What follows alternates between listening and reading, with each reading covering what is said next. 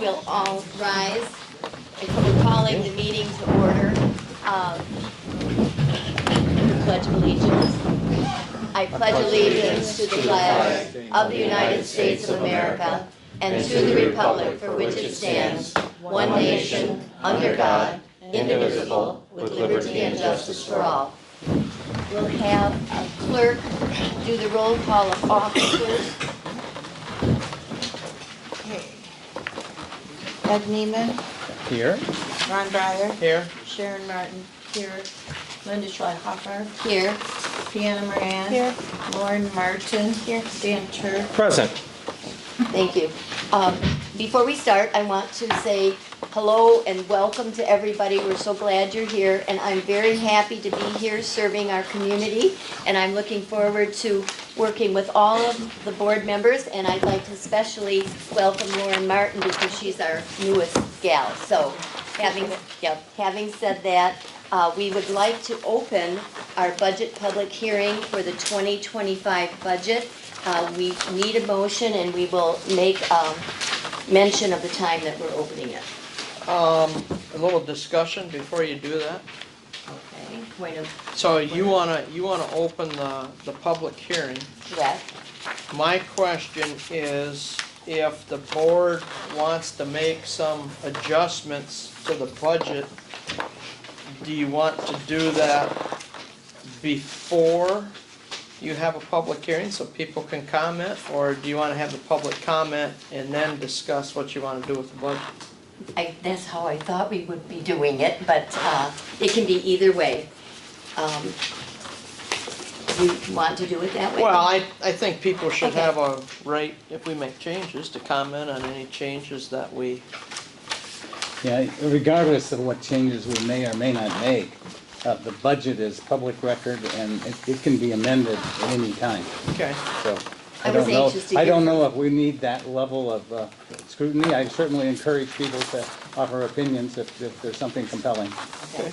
It's just a point. I would like, I'm anxious to hear, for those that have had an opportunity to review the budget. Right. I'll make a their motion to comments, but open let's it. Someone open. has the motion. Okay. Yeah, I'll Ed make a made the motion. I'll support it. Okay, and time is 7:02. Okay, all those in favor?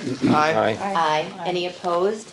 There being none, that motion carries. We are open to receive any comments on the budget of 2025.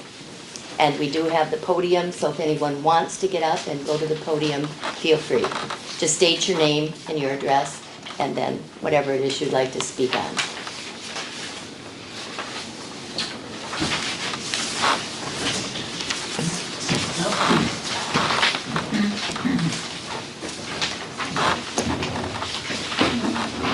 Good evening, I'm Gary Lynn. I live on St. Clair Highway, between King and Wadhams Roads here. And did have one observation about the budget, and looks like with you guys have done a good job of coming up with a balanced budget, at least on paper, for the next year, and that's good. My question, though, has to do with the sources of revenue, and it looks like the revenue for property taxes dropped around about $40,000, at least if you go look at the 2024 budget that's by the front door and compare it to what's published here. And the impression I've been given is that a lot of that's due to Edison kind of devaluing, demobilizing their facilities. And I did a little research. There's a website, dtecleanenergy.com, where they say that they're going to be converting Unit 1, whatever that might be, in 2025, and then Unit 2 is being converted in 2026, so it's from coal to gas. And then at that point in time, they'll be used as a peaking resource, which kind of implies a lower level of utility. So I guess what I'm leading up to is, it seems like their property tax revenue has already dropped a bit so far going into this year. Reading the tea leaves a little bit, my suspicion is that Edison's liable to come back and look for further reductions if they haven't already. And so, while I don't have a real specific comment on this budget for 2025, I think this might be a good point to at least raise a question about 2026 and what's going to happen going forward. So appreciate what you guys have done for 2025, but I hope that, you know, this will be a priority for the board going into the following year, because this looks like it's a fairly substantial problem potentially, and it'd be nice to kind of have a plan or some sense of how we think we're going to address it. So thank you very much, appreciate that. Thank you. Next.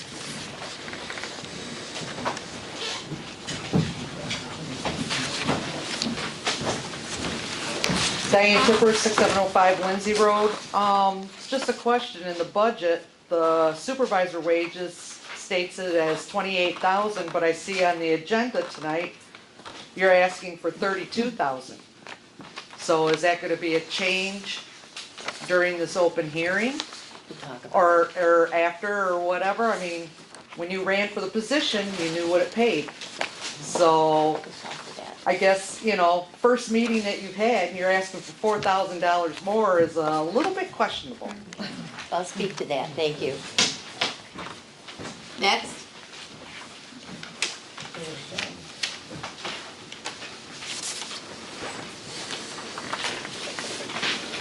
If there's not, then I too am going to speak to that issue, and I have some thoughts that I would like to go over. I'm going to do it as quickly as possible. Whenever someone is considering running for an elected position, it has always been my understanding that a person looks at the current budget to see what that position pays. In the 2024 budget, it shows the supervisor's wage at 32, the same wage as the clerk and the treasurer. In the supervisor's section of the budget, there is no line item that speaks to a stipend, although the board spoke of a stipend at one of their meetings, and we'll talk about that. When board action was taken, the minutes do not reflect any discussion, and when the motion was made to give the supervisor a stipend, it says only that. There isn't an amount, doesn't say what for. So first and foremost, what was the stipend given for? It was for hours. That's my understanding. I think it was Ron's motion. And truthfully, if I hadn't been at some of the meetings, I would not have known that, because it was before our meetings were being taped. So, you know, the public would not necessarily have known the backdrop to that. It was for hours, and that does not constitute a stipend per MTA, as well as the attorney. This question was brought up during a time of free consultation, so it didn't cost the people anything when I asked that question. The township attorney said no, they didn't give a stipend. What they gave him was an increase in his wage. As a lesson 101 in the terminology of hours spent, there is no such thing as a part-time elected official. The rules are different than an employee. And to quote the first full-time supervisor, that term really doesn't hold water. When an officer goes home, they don't get to take their hat off and say, I'm not it anymore. Case in point, you go home and you still are holding your office. On a Friday afternoon, obviously, when our hall was closed and I was home, I received a phone call from the drain commissioner, the officer. And you know what? I never minded taking phone calls at home, because that is my job, and I love to talk to people. Heck, I gave them all my home numbers, so I mean, you've got my number, right? So what ended up happening, we spoke for probably nearly a half an hour, and I think Pam could vouch for that one. And so anyway, we spoke, and that was part of my job. I believe the clerk and treasurer have awesome responsibilities, as does the supervisor.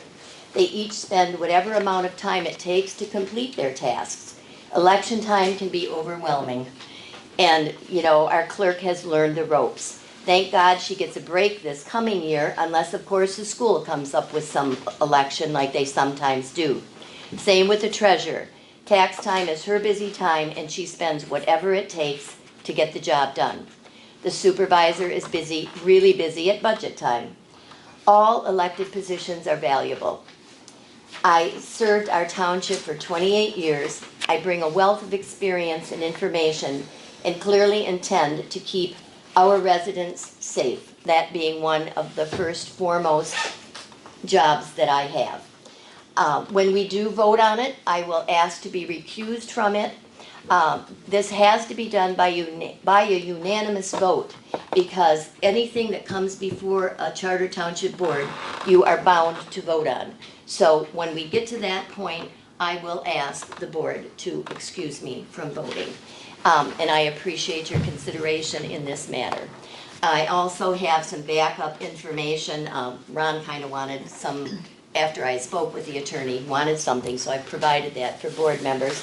I did bring a copy of the meeting that was back in May 15 of 23, when we did not have taped meetings.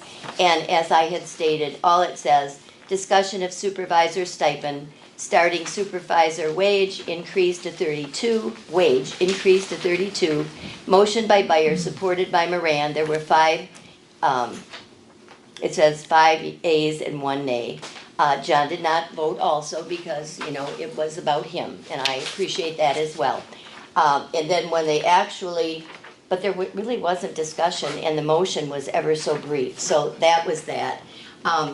In the sheets that we have for the budget, it simply says supervisor wage 32, treasurer wage 32, clerk's wage 32. There's no breakout in that supervisor's area that says stipend, so I guess I'm just bringing that forward as well.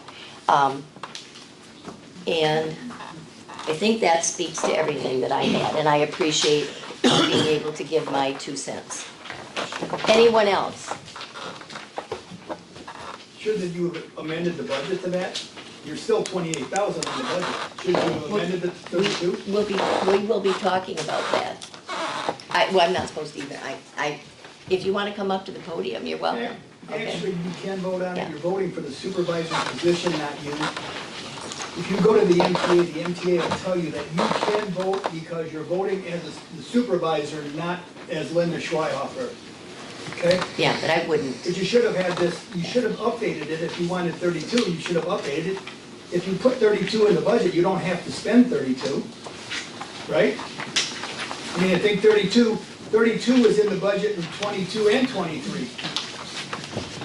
But you never spend it in 22, because it took them to 23 to give me the money that they did, so. Yeah. It was, I will. And it should have been as a stipend, because that's what it was given to me, as a stipend, not as a wage, but whatever, let the Okay. board decide what's gonna Yeah, happen. well, that is exactly what was said at the budget workshop. When you go ahead and you go to vote on your budget, it will be at that point, the new board is going to decide what they want to do. So we will let that happen. Anyone else out here in the body of the audience want to speak to the budget? Okay, I'm getting up. My name is Golan, John, I live in China Township, and I think everybody should look at the bottom line on revenue. The bottom line on revenue said we moved $57,000 basically out of the general fund. Okay, it was in the police and fire. Ron and I worked on this budget, and that's how much we were over budget, is $57,000. We still don't have an agreement with Edison to find out what's gonna happen in the coming years. There's no agreement with them. We don't know what's gonna happen. Like Gary said, Unit 1 is gonna be changed over next year, and it's gonna be considered a peaker, and that's at 5% of capacity. Unit 2 will be, in 26, will be converted, once again, it will be a peaker at 5%. What's Edison gonna ask us for? So, that's my question, or in the end, taxes are gonna go up. They're gonna have to, unless we get some more revenue in. Okay? Thank you. You're welcome. I do have one more comment to make about dues. And you will see before you, in not the distant future, voting on whether we want to still be a member of EDA. And it's coming up soon. It's, I believe, $1,775.50. We can decide as a board whether we believe there is a value to that or not. SEMCOG is another one. I believe their dues are about $1,000. And I'm not sure all of the benefits to that. I know for many, many years, we chose not to be a part of SEMCOG because we're a small community. We're not like Macomb Township, you know, we're not like the big boys. And so that would be another consideration that I would expect the board to be looking at this evening. We also were going to talk about mileage. That is another issue. I have one of the sheets in front of me. This happens to be the one from John Golan. And I believe John was the one who introduced that we should, you know, dispel with mileage for meetings and things. Other government positions, other companies, if you use your own car, you usually get mileage. If you want not to do that, oftentimes they will provide a car, and it's there for anyone in the township to drive. And I'm not suggesting that. I'm simply saying that I do believe that the mileage should be reinstated, simply because we are doing township business, and, you know, there are many meetings that are going to be demanded of not only myself, but certainly for the clerk and for the treasurer. So that's something else that we will discuss. Anyone else at the board table, or anyone else in the body? If not, then we're going to call for a motion to close the budget public hearing. I was just going to make a motion to close. Okay. Support. Moved by Ed, supported by Dan, to close the budget public hearing, and the time? 7:16. Okay. All those in favor? Aye. Are there any opposed? There being none, that motion carries. Thank you. We will now move into the body of our agenda. We have an approval of the agenda as presented. Do we have any changes that are going to be made? I have one, item number R, which we all got the email on, to send Dr. Nevin's report to the Planning Commission, approval of. Okay. And that report inadvertently got stuck in our back of our board packet as informational. So we do have that report, Yes. all of us. Right. Okay. Are there any other additions or deletions or any corrections at this point in time? If not, then I would call for a motion to accept the agenda as presented. I'll make that motion to accept the agenda as amended. Support. Okay, it's been moved and supported to amend as, I'm sorry, who supported? Dan I did did. down here. Dan? Dan, yeah. All those in favor? Aye. Aye. Are there any opposed? There being none, then that motion will carry. Okay, any agenda items that the public would like to comment on? And they have a right to come up and state your name and address. Go. Did I take any spot? No? No, All right. go ahead. Pam DeMillionaire, I live at 6437 Lindsay Road. I'm addressing unfinished business, agenda item F, Lindsay Road update. It's regarding all the water that's standing in my back area as well as a couple of my neighbors. All I wanted to do was just provide you an update on actions that have been taken since the last board meeting, since we discussed it a lot at the last board meeting. Since then, Bob Wiley did send a letter to Tom Marshall, who is the owner of the pond, the property owner of the pond.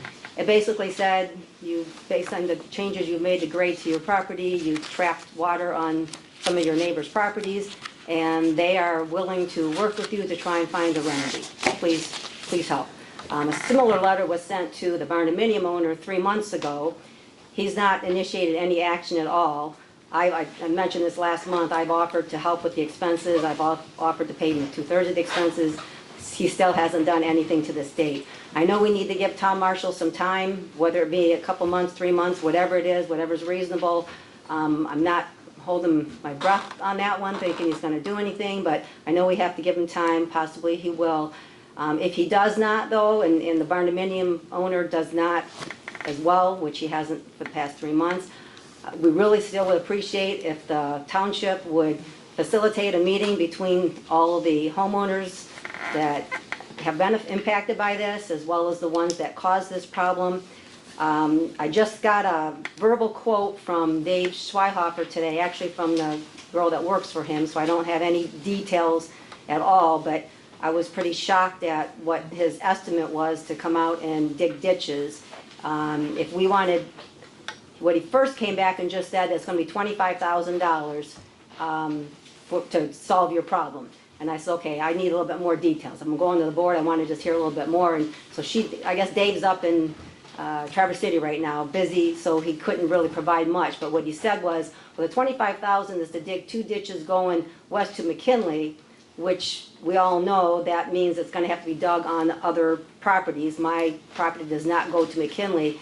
If I wanted to go the 900 plus feet back to the, that one would go to the Bobian drain. If I wanted to go south to the Creasel drain, it was gonna be almost $47,000 for that.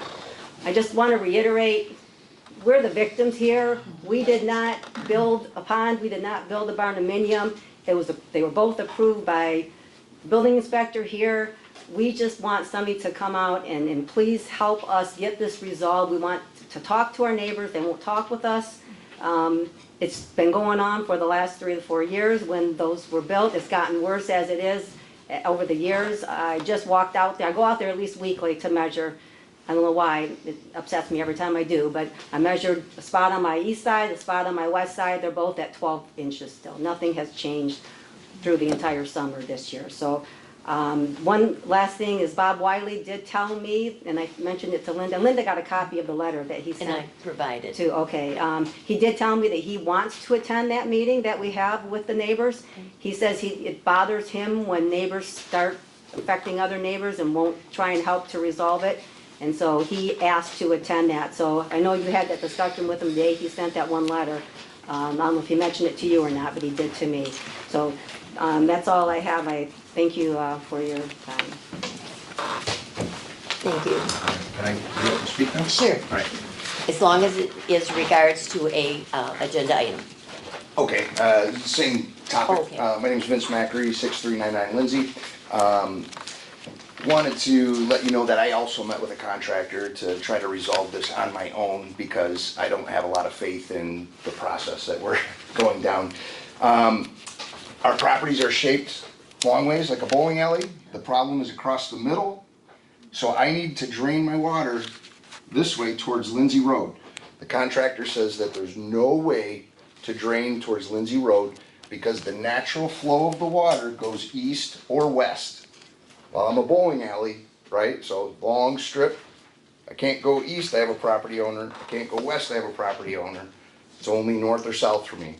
And that's not an option. I've met with people that, to give me estimates, please take my money. I'm out of this, I don't wanna be at another meeting.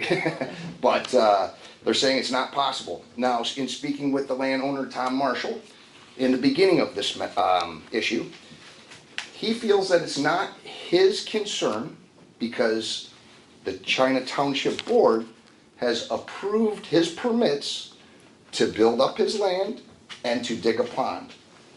So he feels if it does have to go to a legality route, it should fall on the township. So I just want to give that bit of information when everyone's thinking about remedies. And all I can do is keep on it and I will figure out a remedy one way or another. So, thank you. Thank you. Is there anyone else that would like to speak to an agenda item?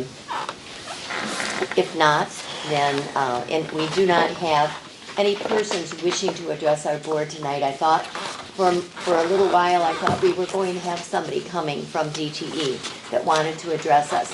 Never heard another word, so it's pretty sparse tonight as far as there being any additional people addressing our board. We do have the minutes that the clerk has provided for us from the November 18th meeting. They're the draft minutes. Are there any corrections or anything? I looked them over even though I wasn't part of the board at the time, just a few little, maybe typos. Has any of the rest of the board looked them over and has any questions on them at this point?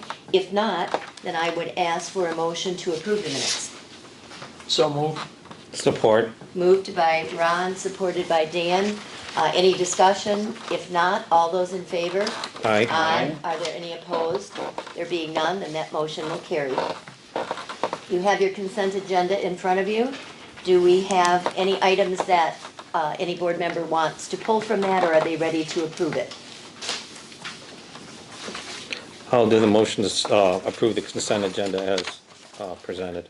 Support. Okay, moved by Dan, supported by Ron. Any other discussion? If not, all those in favor? Aye. Any opposed? There being none, that motion carries. I do hope that everyone has taken the time to look at their revenue and expenditure reports and the investment reviews. They take time to prepare those.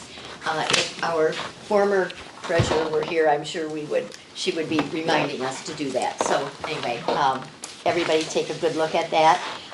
We'd be ready now for the disbursements. They're on the agenda. You have the figures. I can go through repeating all of those numbers if the board so chooses. I don't think it's necessary. I think it will expedite our meeting. You have them in front of you for payroll and for tax fund. And then below that, you will see road fund, general fund. We got a bottom line figure of $97,254.47. And then there's a reconciliation, and then the total of unpaid bills is there, and you have an invoice register, and that's the $170,754.94. Does anyone have a problem with that, or would you rather everything was spoken out?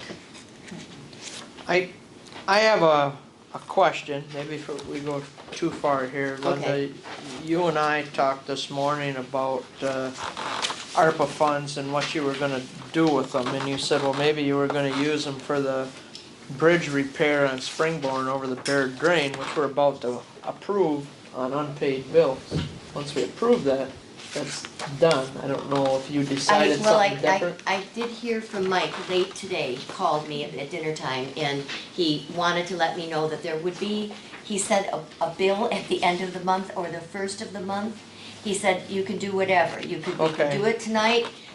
I know what we were trying to do was to allocate those funds. Right. It was $23,298 were left of the COVID funds. And as long as we allocate it to a project, we're good. You know, and Yeah. that's what, I just wanted to make sure before we approve that, if you wanted, once it's approved, then it's, yeah. So you we're wanna done. take out that 155,000 that's in the invoice register? when we approve it We doesn't put- matter, I just bring it up before we approve it. Yeah. If that's where we wanna use the rest of the ARPA money, just to clean it up and say we're done. You know, I had said, well, we've got a project into the county where they cost share on St. Clair Highway. There's a culvert that'll be done next year, as long as it's done, you know, so I just wanted to bring that Okay, up if that's before we the approved case, it. if you want to, Well, we'll start with the disbursements. I'll make the motion to pay out the disbursements payroll of $17,437.62. Tax fund, 21,000, there's a type, what was that, 21,219? 219. yeah, it's 219, 412. 412.89. The road fund, $15,008.49, and the general fund for $82,245.98. Okay. So we need a motion to pay those. I think you just had it, didn't you? Yeah, just. Oh, need- that was, okay. And then- Support. Okay, support, and then we do need a roll call on that. All right. Ed Neiman, Yes. Ron Bryant, Yes. Sharon Martin, yes. Linda Schwatka, Yes, Deanna Moran, Yes. Lauren Martin, yes. And Dan Turk, Yes. okay.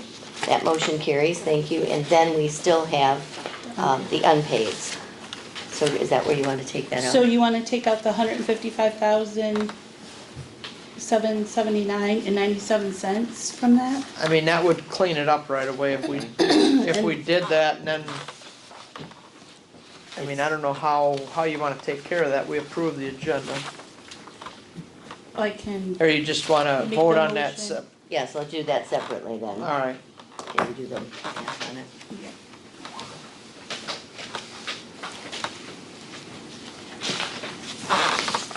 Okay, pretty good, but I wanna make sure.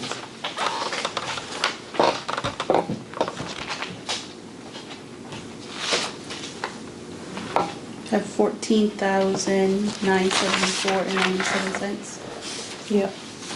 Okay, so I'll make the motion to pay the unpaid bills, not including the St. Clair County Road Commission of that $155,779.97. So the total bills we are approving to pay is $14,974.97. Okay, that's the motion. Yep. Do I have support?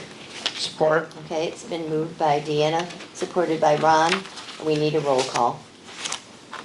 Okay, Dancer, Yes. Lauren Martin. Yes. Deanna Moran. Yes. Linda Schwahofer. Yes. Sharon Martin, yes. Ron Meyer. Yes. Ed Newman. Yes. Okay, motion carries, thank you. Then we move into new business, item A, approval of the mileage reinstatement and discussion. Well, when do you wanna take care of that 155? That's not on the agenda. You wanna vote on that separately? What do we do with Where that? you want to add it? Well, it's not, we can either add it if we can. We already approved the Yes. Yeah, agenda. we approved the agenda, that's the You thing. can't roll Otherwise- backwards there. We just pulled it out, so maybe we could vote on it separately, right, Deanna? Isn't it on letter M, COVID funds, discussion on allocating remaining? Yeah, there but you you go. could do it That there. doesn't pay the full amount though. No, Yeah, it's we'll only we'll 20. That do the only full pays amount, the- it's only Yeah. COVID related. I think we should just do it now. We'll do it separately instead of Okay. doing Are you everything, making the which will take motion? care of that. So how is the wording on this, Ron? So then I'll make a motion that we, pay, and I was looking for the exact amount of that, 155, It's on here. 779. 155,000, 779. 779.97, but we apply the rest of our, COVID relief funds of 23,000, was that 298 even? 298. 298. That we apply that to that amount. I'd second that. Okay, that's the motion, Ron, complete? Right, so what that's gonna do is that's, and Deanna can check my math, but that's gonna be 132,481.97 that comes out of the road fund, and 23,298 that uses the rest of the ARPA money. Okay. Is that, you have that done? Sharon? Okay. Okay, so that is the motion and it's complete. Yeah. Do we have support on that? I did support that. Okay, I'm Yeah. sorry. Ed is support, and now we need roll call for Could that. I make a statement? Yes. Again, since we have a number of people here tonight, I think you heard a couple things that's important to hear. There was a big bill in there from the road commission. We just no longer pass our road millage. We collect from taxation 1 mil, which is about, well, round numbers, $500,000. We pay in garbage pickup a huge portion of that. So with that in mind, we're gonna have to be tightening some things, and we can talk about some of that, but we have to keep in mind what are the appropriate things to tighten and what are not. There's a lot of people who aren't after simply getting more taxable income in here. That is one way to solve it. Another is to increase some taxation. Keep in mind, even though we did hear a one-liner that said the peakers, the two peakers, would be a small 5% utilization. Somebody's gonna have to generate that power. We have the lifeblood for Detroit Edison. We have fuel lines running through our township. We have water, we have infrastructure that sends out power from this location. If they turn this into that magic 5% that we just heard, where is that gonna come from? Are we gonna build a nuclear plant someplace? Are we going to get alternative energy? We know alternative energy is not the sole answer. So I digress a little bit, but I wanted you to hear that we're gonna be talking about whether or not we go back out again to get that road millage back, because that was 1 mil. That was the other 500,000 that was earmarked solely for the roads. So, that's that point. Last point made, COVID funds. Finally, we used some of the COVID monies in the right, proper place.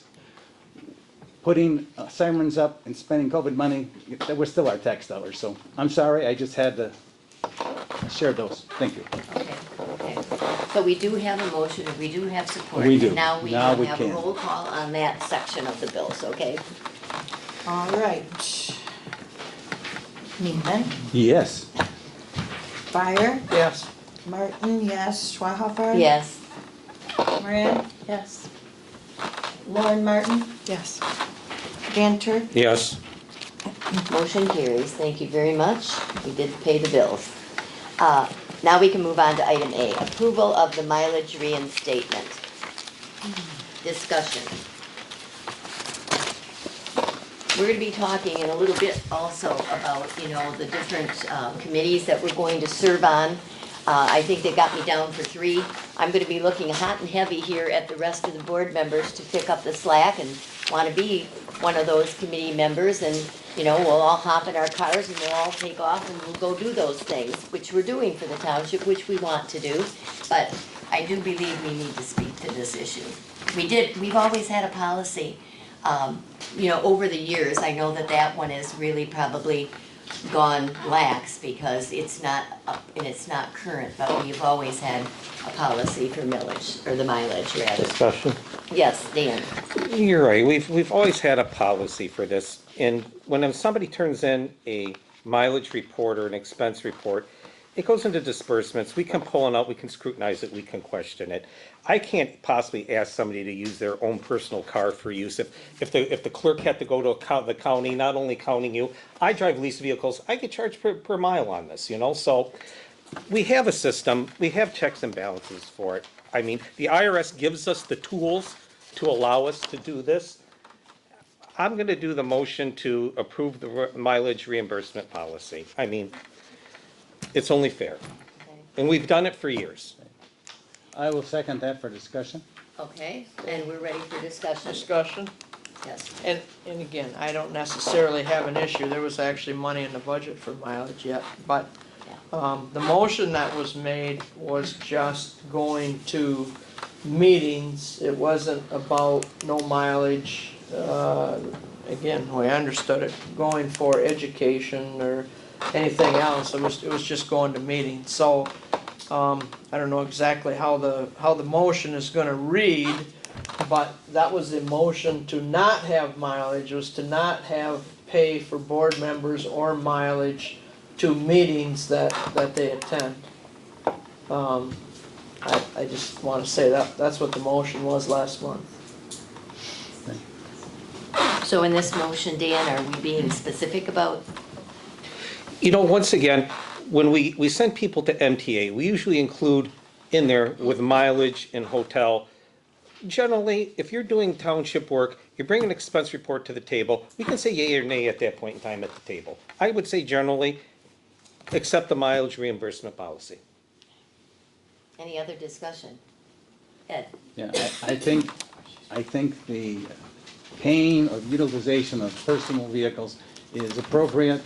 I think that, speaking to the MTA and some of those events, those can have been costly over time. I would rather see us go after those agree. and question the utilization of much larger dollars than what reimbursement for mileage. While I don't, only once a year maybe turn some miles in for traveling to the fire authority. I don't think I did any last year, and so it's not a moneymaker. I think it's an appropriate utilization, and we shouldn't be stifling people from attending meetings. So, Any other discussion? If not, we have the motion on the floor and we have support. Roll call vote. We're talking about money.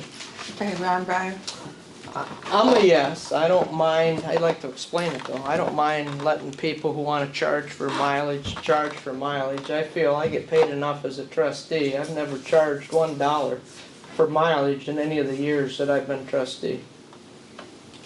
Okay. But my vote is a yes for the motion. Okay. Ed, yes. Martin, yes, Sharon Martin, Gotta Schwahofer, be Yes. careful. Moran, Yes. Lauren Martin, Yes. Danter, Yes. That motion carries. Thank you. The next one, the resolution 2024-17, supervisor's wage. I will now ask, even before discussion, because I've discussed it, to ask to be recused from any vote that would take place. Do we have a motion? I will do the motion to adopt Resolution 2024-17, adoption for supervisors' wages. Okay, do we have support? I'll support that, again for discussion. Okay, discussion then. In my discussion, I mean, when John got the stipend, I was a proponent, and my argument was, through the entire course of the 3 or 4 years prior to that, other officers got raises. And it was very appropriate to close to this figure. When Linda, you coming in right now and having a less of a figure, I don't think that's fair because you're not being offered a stipend. So I feel that moving the wage to $32,000, that's it, and I feel that's fair. Can I say something?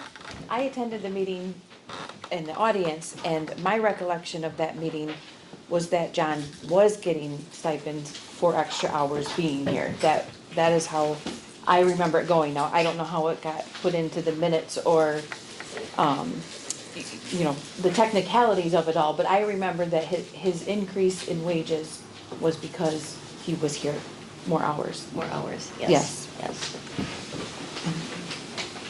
Which I, for the record, think is acceptable. You're here more, you should be compensating for it. But, Yeah. Yeah, okay. I mean, you just started, Linda, you may work the hours, What's more? so, What are we talking? 40 hours, 80 hours, what are you talking? No, we're I don't know talking, what it is. yeah. Well, we're part-time, but Linda stated that we're not part-time, I guess. No, you have a job to do, whether you can't call it part-time, you can't call it full-time, here's a job and here's what you get paid for. And if you, John got paid extra because we're open 4 days a week, and John was gonna come in 4 days a week and be here from 8 AM to noon, which a lot of times he was here till 2 o'clock in the afternoon. So he was here way beyond his 4 hours. He did things to help out in the office that wasn't always necessarily his supervisor's job, and that was part of that thing about extra money, because he was doing other things than just what he would normally do as supervisor. So the whole point of that, of separating the pay was, we've had supervisors, and I talked to Linda this morning about that, but you gotta go back probably into the 80s to do this. I mean, it's been a long time. Linda's was in office a long time. Who, you can never catch them at Township Hall. And that was my concern. You wanna pay 32, and next supervisor comes in and says, well, I'll be here Monday morning from 8 to 10, and I'm out of here. I won't even come in and do that. Okay, now we're paying them $32,000 to do their job, but are they really doing, the complete service for the township? So that was the whole thing behind John. And again, I don't know what Linda wants to do for office hours, because the motion isn't gonna state that. And, so it could be 2 days a week, 3 hours a day, and, and if the board wants to do that, wants to pay 32, I don't have a problem. That's the board's decision. I will just say that I know us 3 officers have not sat down and kind of had a chance yet to meet to see who is doing what within the office, like for budget and things like that. So I'm not really sure if there is gonna be more or less work on, Sharon or I yet. So I didn't know if you guys wanted to table this until we can meet and work all of that out and kind of see, are you fully doing budget, or is that something that we're gonna inherit in some other job duties? So, I don't know, that would be my advice with If I may? maybe Yeah. table. Yeah. Good. Yeah. Once upon a time, we were paying all 3 of the treasurer, clerk, and supervisor all the same wage. Right now, theoretically, that's $32,000 for the 3 of them. Just as a point of reference, we we're right over $4,000 for the other four of us as trustees, just as a point of reference. We are at a point where I think we need some more adversarial leadership in the position of our supervisor. And we want somebody out there defending against incoming issues that are impending on the township. Now is not a time to put the screws to that. At one time, I would have advocated that the position of the supervisor would be paid less because I recognize the larger duties in the clerk and then the secondary largest in the treasurer and then and somewhere in between there may be the supervisor. At this point, I'm advocating, because of it's on the table, that we make them equal and issues at hand. Any other discussion? Well, my concern is there's also, has been numerous discussions about clerk's wages and hours. And so if we're making these decisions based on the fact that it's not about hours and it's simply just a wage, you know, how do you navigate or dictate somebody's hours that do need to be here? You can't? Can't. I will just speak to that. I mean, I recognize the job that both the clerk and the treasurer are doing. You can't go by the number of hours that they're sitting in their desk, behind the desk here at the township, because if you do that, that really doesn't look as much. I mean, I know Deanna has another job, and, you're limited to the time that the office is open. That doesn't mean you're not here over weekends or from home. You're doing your job, you're getting it done. And the same way with the clerk. The clerk, I know you can do some of your work from home. I mean, I guess you're not being told, you're part-time, this is how many hours you're gonna work, or you're full-time and you're not working the hours. I want to have everyone rest assured. I mean, I'm not coming in and running out the door. There is a lot, and I have been here 4 days. I've been here every morning. I mean, I'm trying to catch up and catch my breath. There's a lot of stuff going on out there, folks, that is going to affect our community. I have been to county meetings. I'm not getting paid mileage to go there. That's my choice. I go up there. I'm speaking out for our community. I think somebody needs to do that. That's what a supervisor does. And so I'm not going to speak to this number of hours or that number of hours. Get the job done and do your job and represent your community. And I guess that's all I have to say about that. I just have another question, Linda. I'm looking at your resolution. That was prepared by the clerk. Is it a mistake? Okay, well, it just says Okay. that hereby resolves that the wages for the remainder of the Yeah, she 24 wanted to fiscal go back. year being 11/20/24 through 12/31/25. I think you're more than the 20, we're in a calendar year, so Okay. Right, whether it's that should say, retroactive. yeah, but whether that should say 24 and 25, just to be Cover it. yeah, you know what I'm saying? Well, You need to change that it. doesn't do it. No, I don't. Or, I didn't. or if you take that out and just put the dates in, but All you're, right, well- Well, the one's not the While same. they're Yeah. correcting It the was detail. retroactive. Okay, while you're correcting the details, Right. Ed, Remember 20. What I was gonna speak to, in our community, we are a small charter township.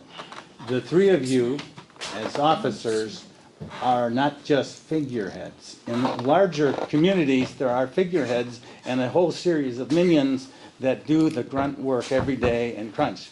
These three individuals are charged to do quite a bit.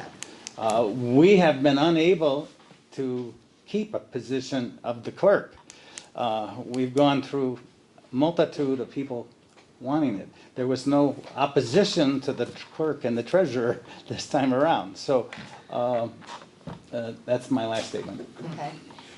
Is there any other discussion? If not, then I guess I am stepping back. Fiscal out and just add in 22. I didn't hear a motion though No. saying that it was okay to do that, so would Boy, I some, think there's some confusion on the begin date. oh, Right. So I don't know what He your made a motion motion, is. but we don't have the details, so we Well, can it's tweak Well, it. what I did is I just, on her copy, I crossed out fiscal, and I said for the remainder of 2024 and 2025 being 11/20/24 to 12/21/25. If Dan agrees to that, I have. My no motion still stands, adoption of resolution 2024-17. problem. as amended. Okay, As now, amended. would someone like to make the motion that I abstain? I'll do the motion for Linda to abstain. Okay, do I have support? Support. Okay, all those in favor? Aye. Aye. Any opposed? That motion carries. Okay, then I'm just sitting here. Well, you still can moderate. Yes, okay, so, You someone. just can't vote. No, we Okay, already have a We have a motion. motion and we have We have a support. motion Let's and do the support. roll. We have call. motion and support. Roll call it. Yep. Ed, Yes. Ron, Yes. Sharon, yes. oh, nope. Moran, yes. Lauren Martin, Yes. Danter. Yes. That motion carries. Thank you. We're gonna Show go that in on, the budget when we approve it. Yep. we're going to go into the next item, which is Corrected on the other item C, approval of the 2025 budget after following the public hearing. So, do we have, what do we do next? Do you want to, We probably can amend this, the line item for you being your wages. okay, Do we amend that now, or is that like a, It's in the yellow sheets already, right? right. no, Well, no, this this- is not the 2025, this doesn't one. have the 32,000 in it. So, you're talking about the, This one. The 2025 All right. budget. You should yeah, have the that in your 2025 Yeah, is I do. Okay, 28,000. that's what we're changing, So I don't know if we have to do another budget. What we probably amendment. can do next month is just bring a budget amendment, and we can call it that way. We can approve the budget today and do the budget amendment next month. Yeah. That's not fair enough? Because you're starting it on 25 anyway, Where did I just see that? right? Okay. So we have, Well, so we're Motion gonna to have to, approve. watch right here, jeez, in front of my face. So, How can you do a budget amendment? first of all, you just approved, 32,000, I mean, It's a difference. shouldn't this be corrected, and I guess I'll go to you, Deanna, whether we can do Well, we this or were- not, but Dan shouldn't and this I be I would correct corrected it. before we? Well, Dan and I were just talking, we can bring a budget amendment in January of 2025 to correct Right, but that. I don't see a To problem amend the budget then. doing that tonight, though. Yeah. You can approve the budget today, and we'll do the budget amendment the next month. Yeah, I guess I I'm, would- We already had the public hearing on I this. would lean to Ron's opinion, right, fix it I'm right just now. wondering why we don't just kinda fix it up right now, and I would suggest if anybody's got a comment about what we're doing, we let them, Well, because you closed the public hearing. I know we closed the public hearing, but we would open the floor to anybody that wanted to comment. So my suggestion, I've got two of them. The first one is, we just raised the supervisor's wage for $4,000. So that has to be accounted in the expenses. But if you look at refuse pickup, I just was in Linda's office and got a copy of the trash well, I didn't get a copy, I looked at it, trash contract, the police contract. The police contract's right on it. The trash contract, if you go through it and you do the math, long story short, Take we, it out. we can change that from 275 to 260, there's still a cushion in there, I believe, of about $8,000 for, I took the high fuel surcharge instead of the last bill we got, fuel's come down, but I took the high one just to say, okay, in case fuel goes up. There's 15,000 there, if you subtract the, so if you subtract the $4,000, that's $11,000, so off the end, we'd be $1,027,968. Does that sound right with my math?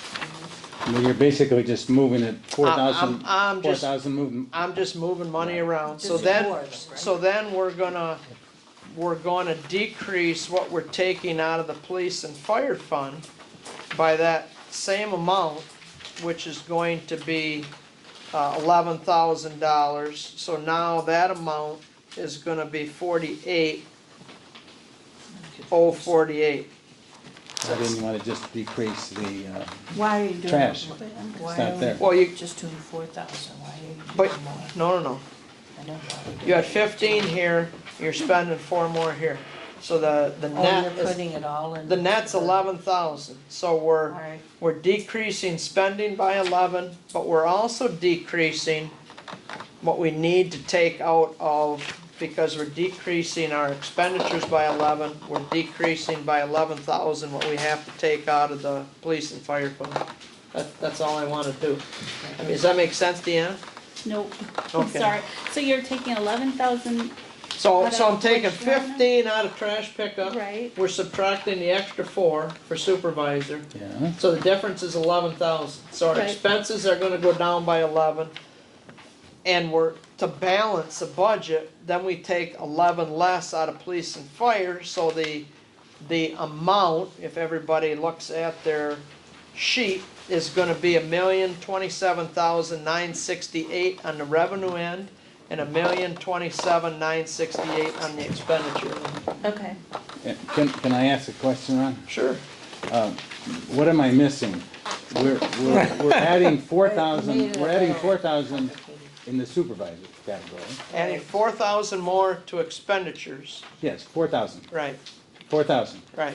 Our budget is now 4,000 off. We take 4,000 out of the line item being held for trash pickup. We know that trash pickup continues to go up. We know that it is approaching huge astronomical amounts and hundreds of thousands of dollars. We're gonna be amending that.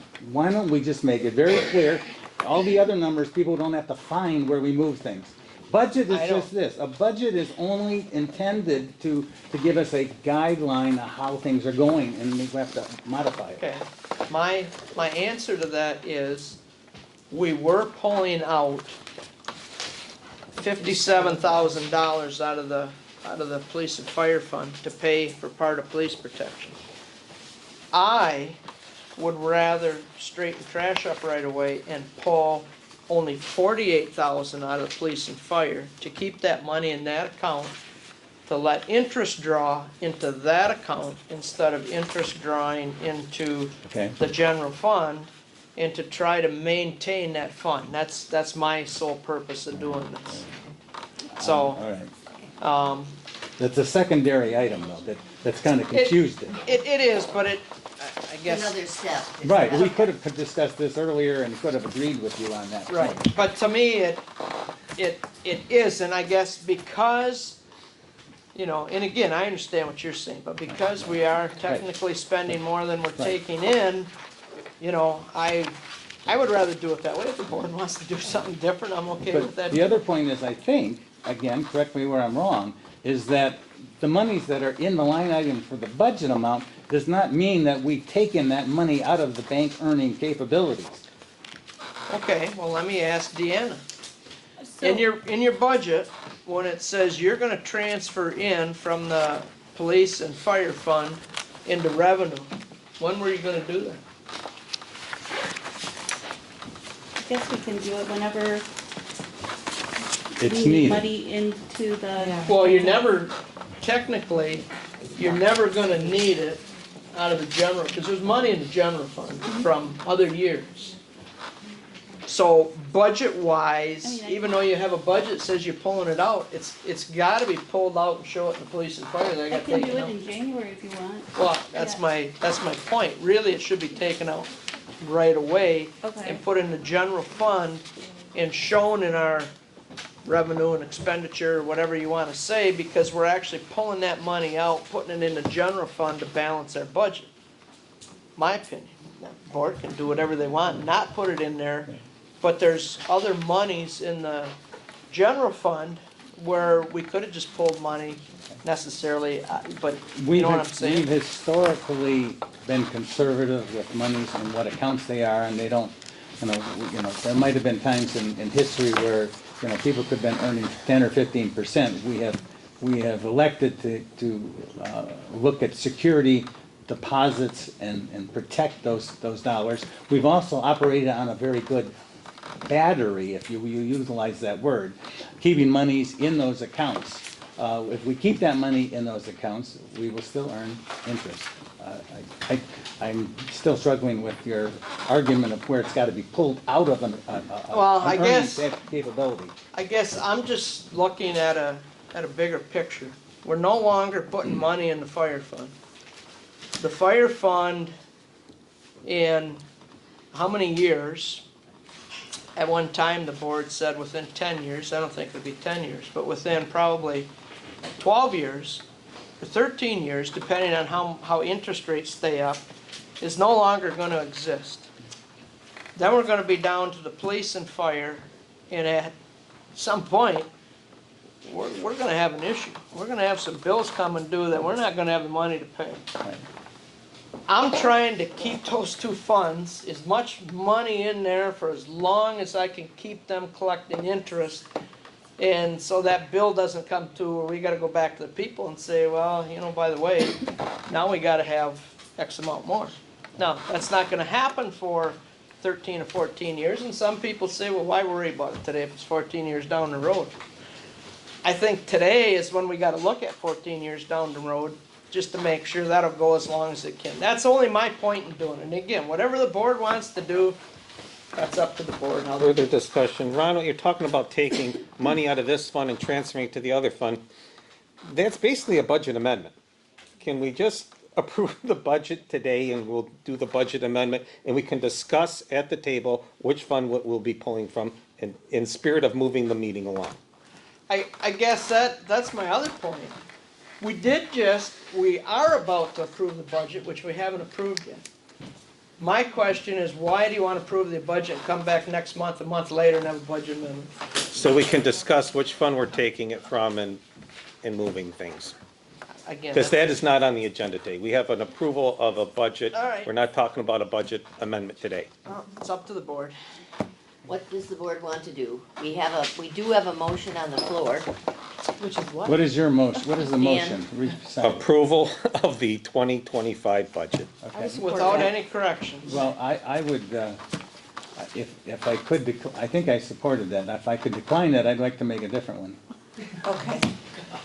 I will rescind it Okay. for you, Ed. What would Okay. you like? What do you suggest? I would like to make a motion to approve the budget as everyone has seen, with the exception of $4,000 being shown as a budgetary line item, 4,000 more in the supervisor category and 4,000 less in the trash pickup.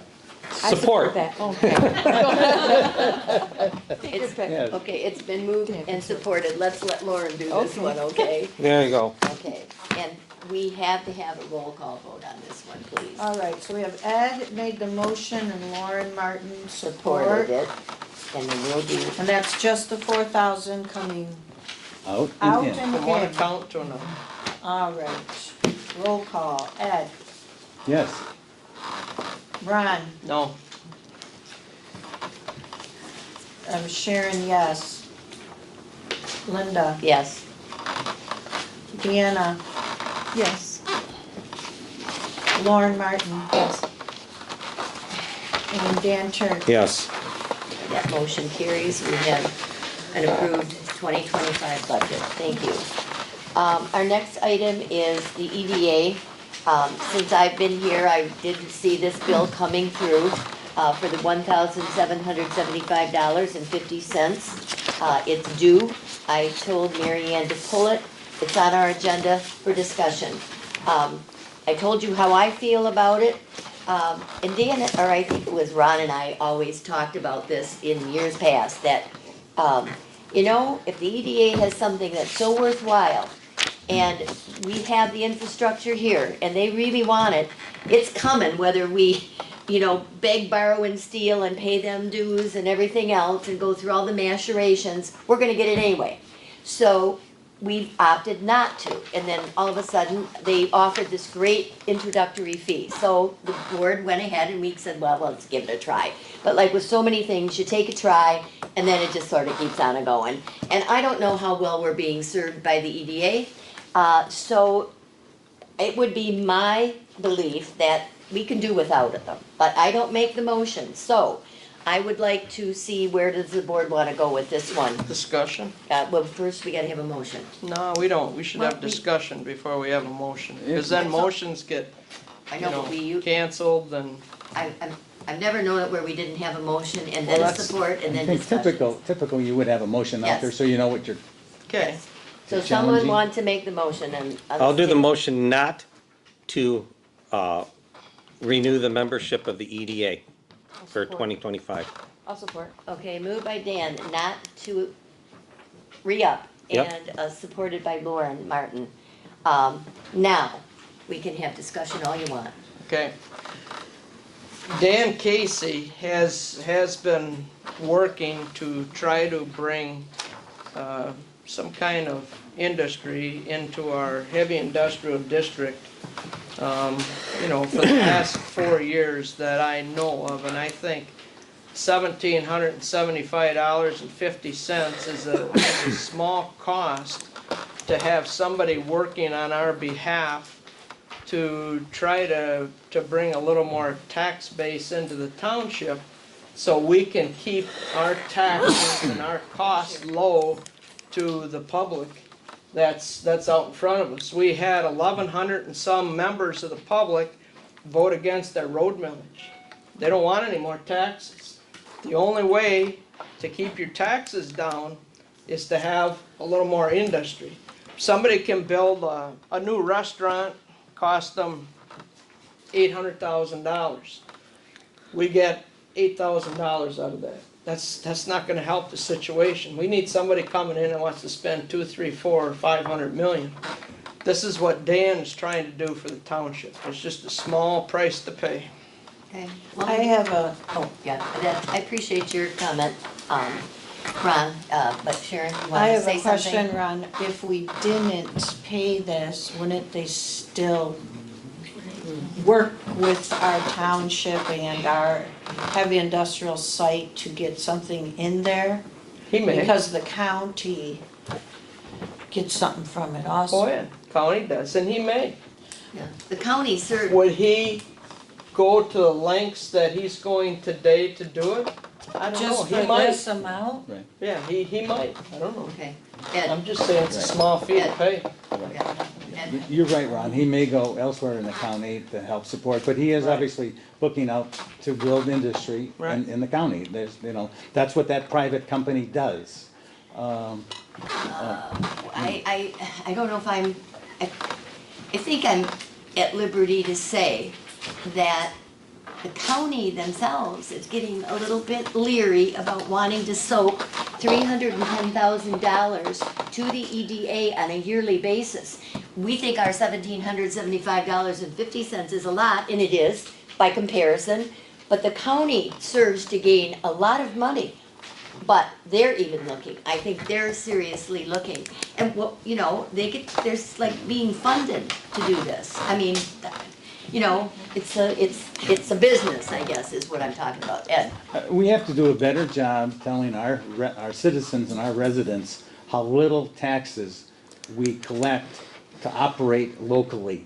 How much taxes that are collected that they go elsewhere to the county and to all the other elements. Also, we need to do a better job of getting that word out, and shame on us for having allowed our millage to have run out. Exactly. Had our millage not ran out, that was an easy renewal every year, and people thought that was a brand-new millage, and it never was, and it couldn't be written, it had to be written as a new millage. And so people, after accepting all other taxes, didn't keep that in. It's a quick way to find, if we're looking for money, there's $500,000 that we're gonna have to cut back on road work. I don't remember anybody else going in John's office and saying, hey, when is the road millage up? I didn't blame John. No. But No, I no, went no. into his office and I said, John, when's the road millage up? And that's when we looked and said, oops. Yeah. We missed it. I don't think anybody's faulting anybody where it's slipping through the cracks. It can happen.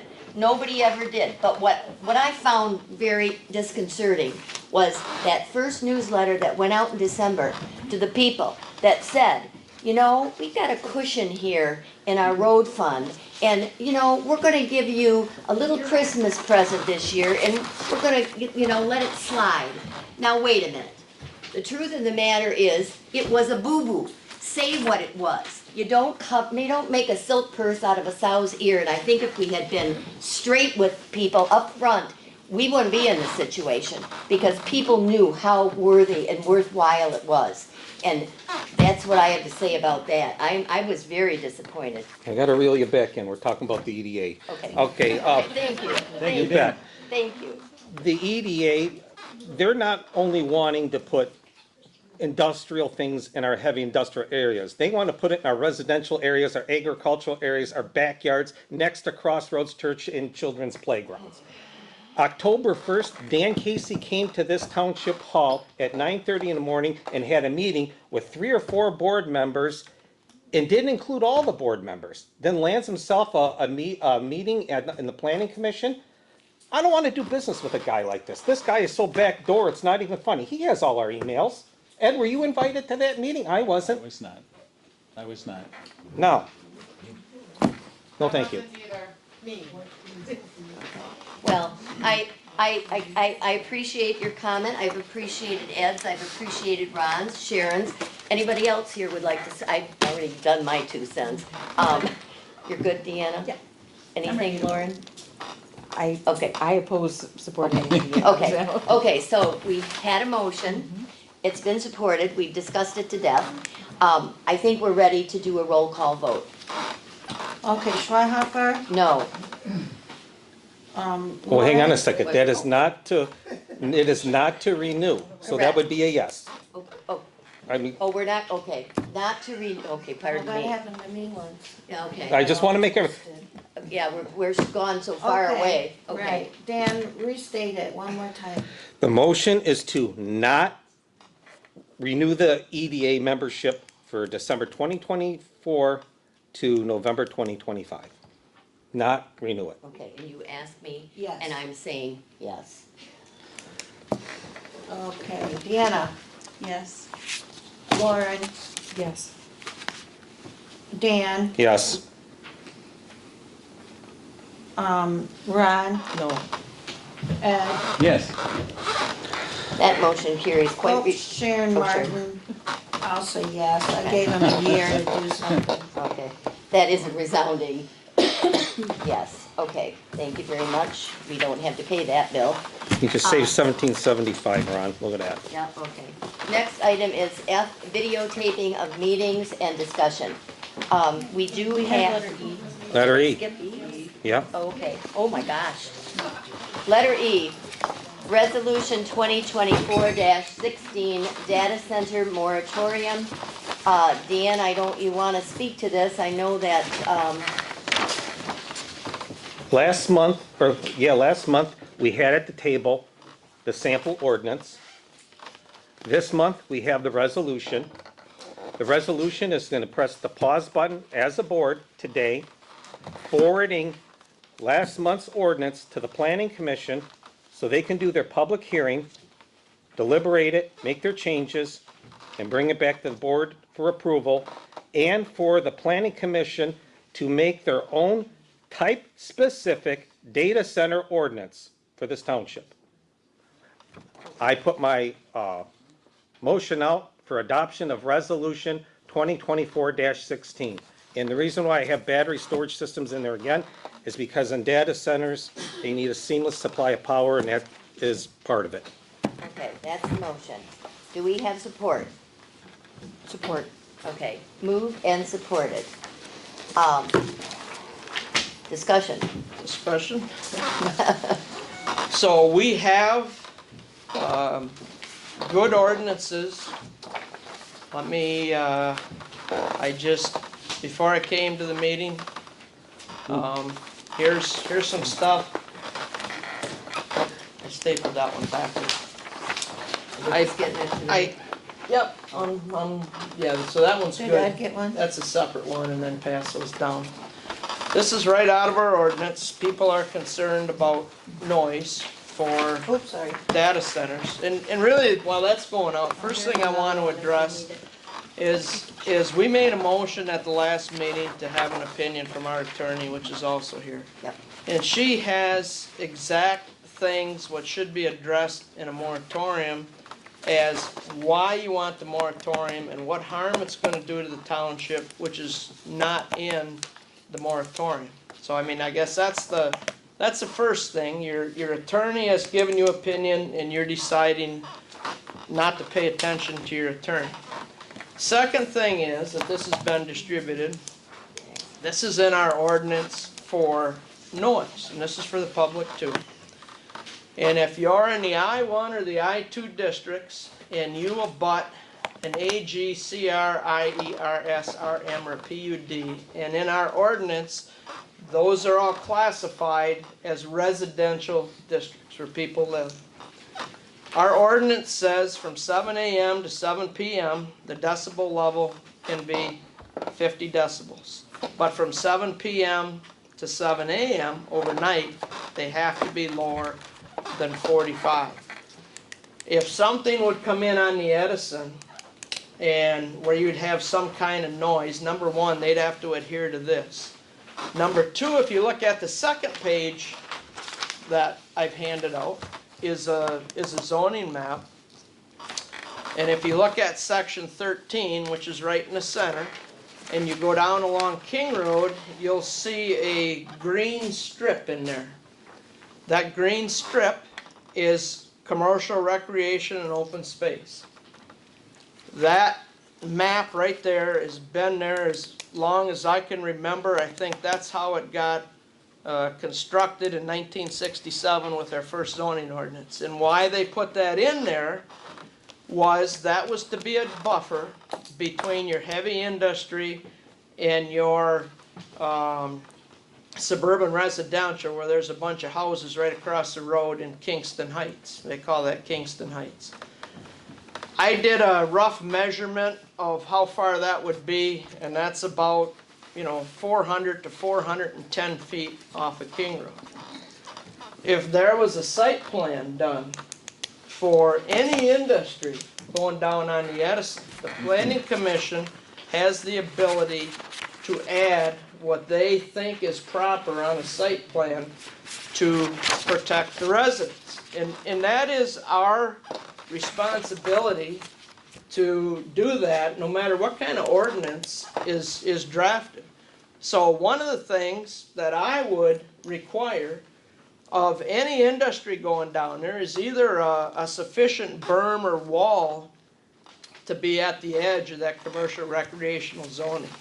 And so when you take that decibel level, which would be on the other side of that wall, 400 foot from King Road, and you're 45 or 50 decibels, and by the time you cross King Road, I don't care what you put down there, you're not going to distinguish that for what the noise is coming from Edison right now. If anybody goes down on King Road and just stands there and listens, there's more noise coming from Detroit Edison than you would get from if there was a data center to go in down there. So, the other thing is, and again, even if we draft an ordinance, it's not going to it's not going to detail the electrical part of this. Again, I just happened to be in Linda's office. I was dropping something off that day when a fellow from DTE stopped in.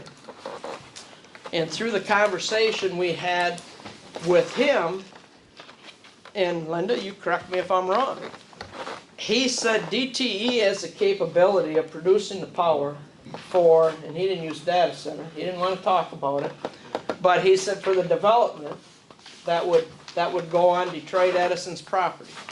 And he said if that was to go in down there, that the revenue they would get off the electricity that would be generated for that project would keep them from going back to the Public Service Commission for 3 to 5 years for any increases. In other words, it would keep our rates, I don't want to say low, because our rates are not low, but would keep them lower than they otherwise would have been.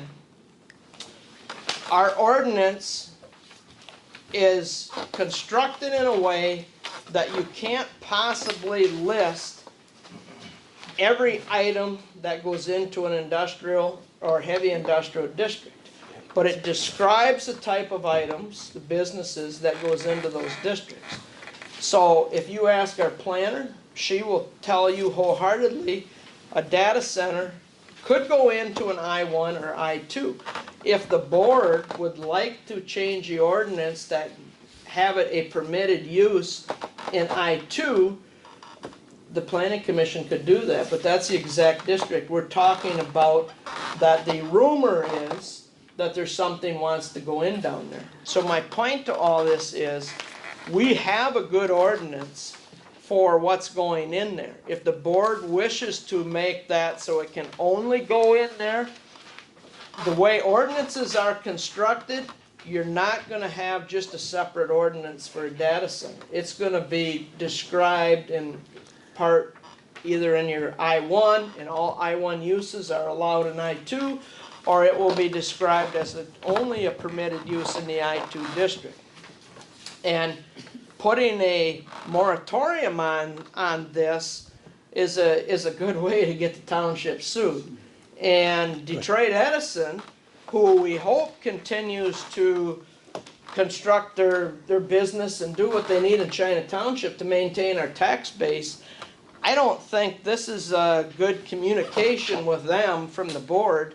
Is they've had this land zone heavy industry since 1967, and to say, whoop, we're gonna put a hold on it for a year, so you guys just hang on whatever you wanna do till we get ready to do something. I don't think that's a good way to approach Detroit Edison. Further discussion? Yes.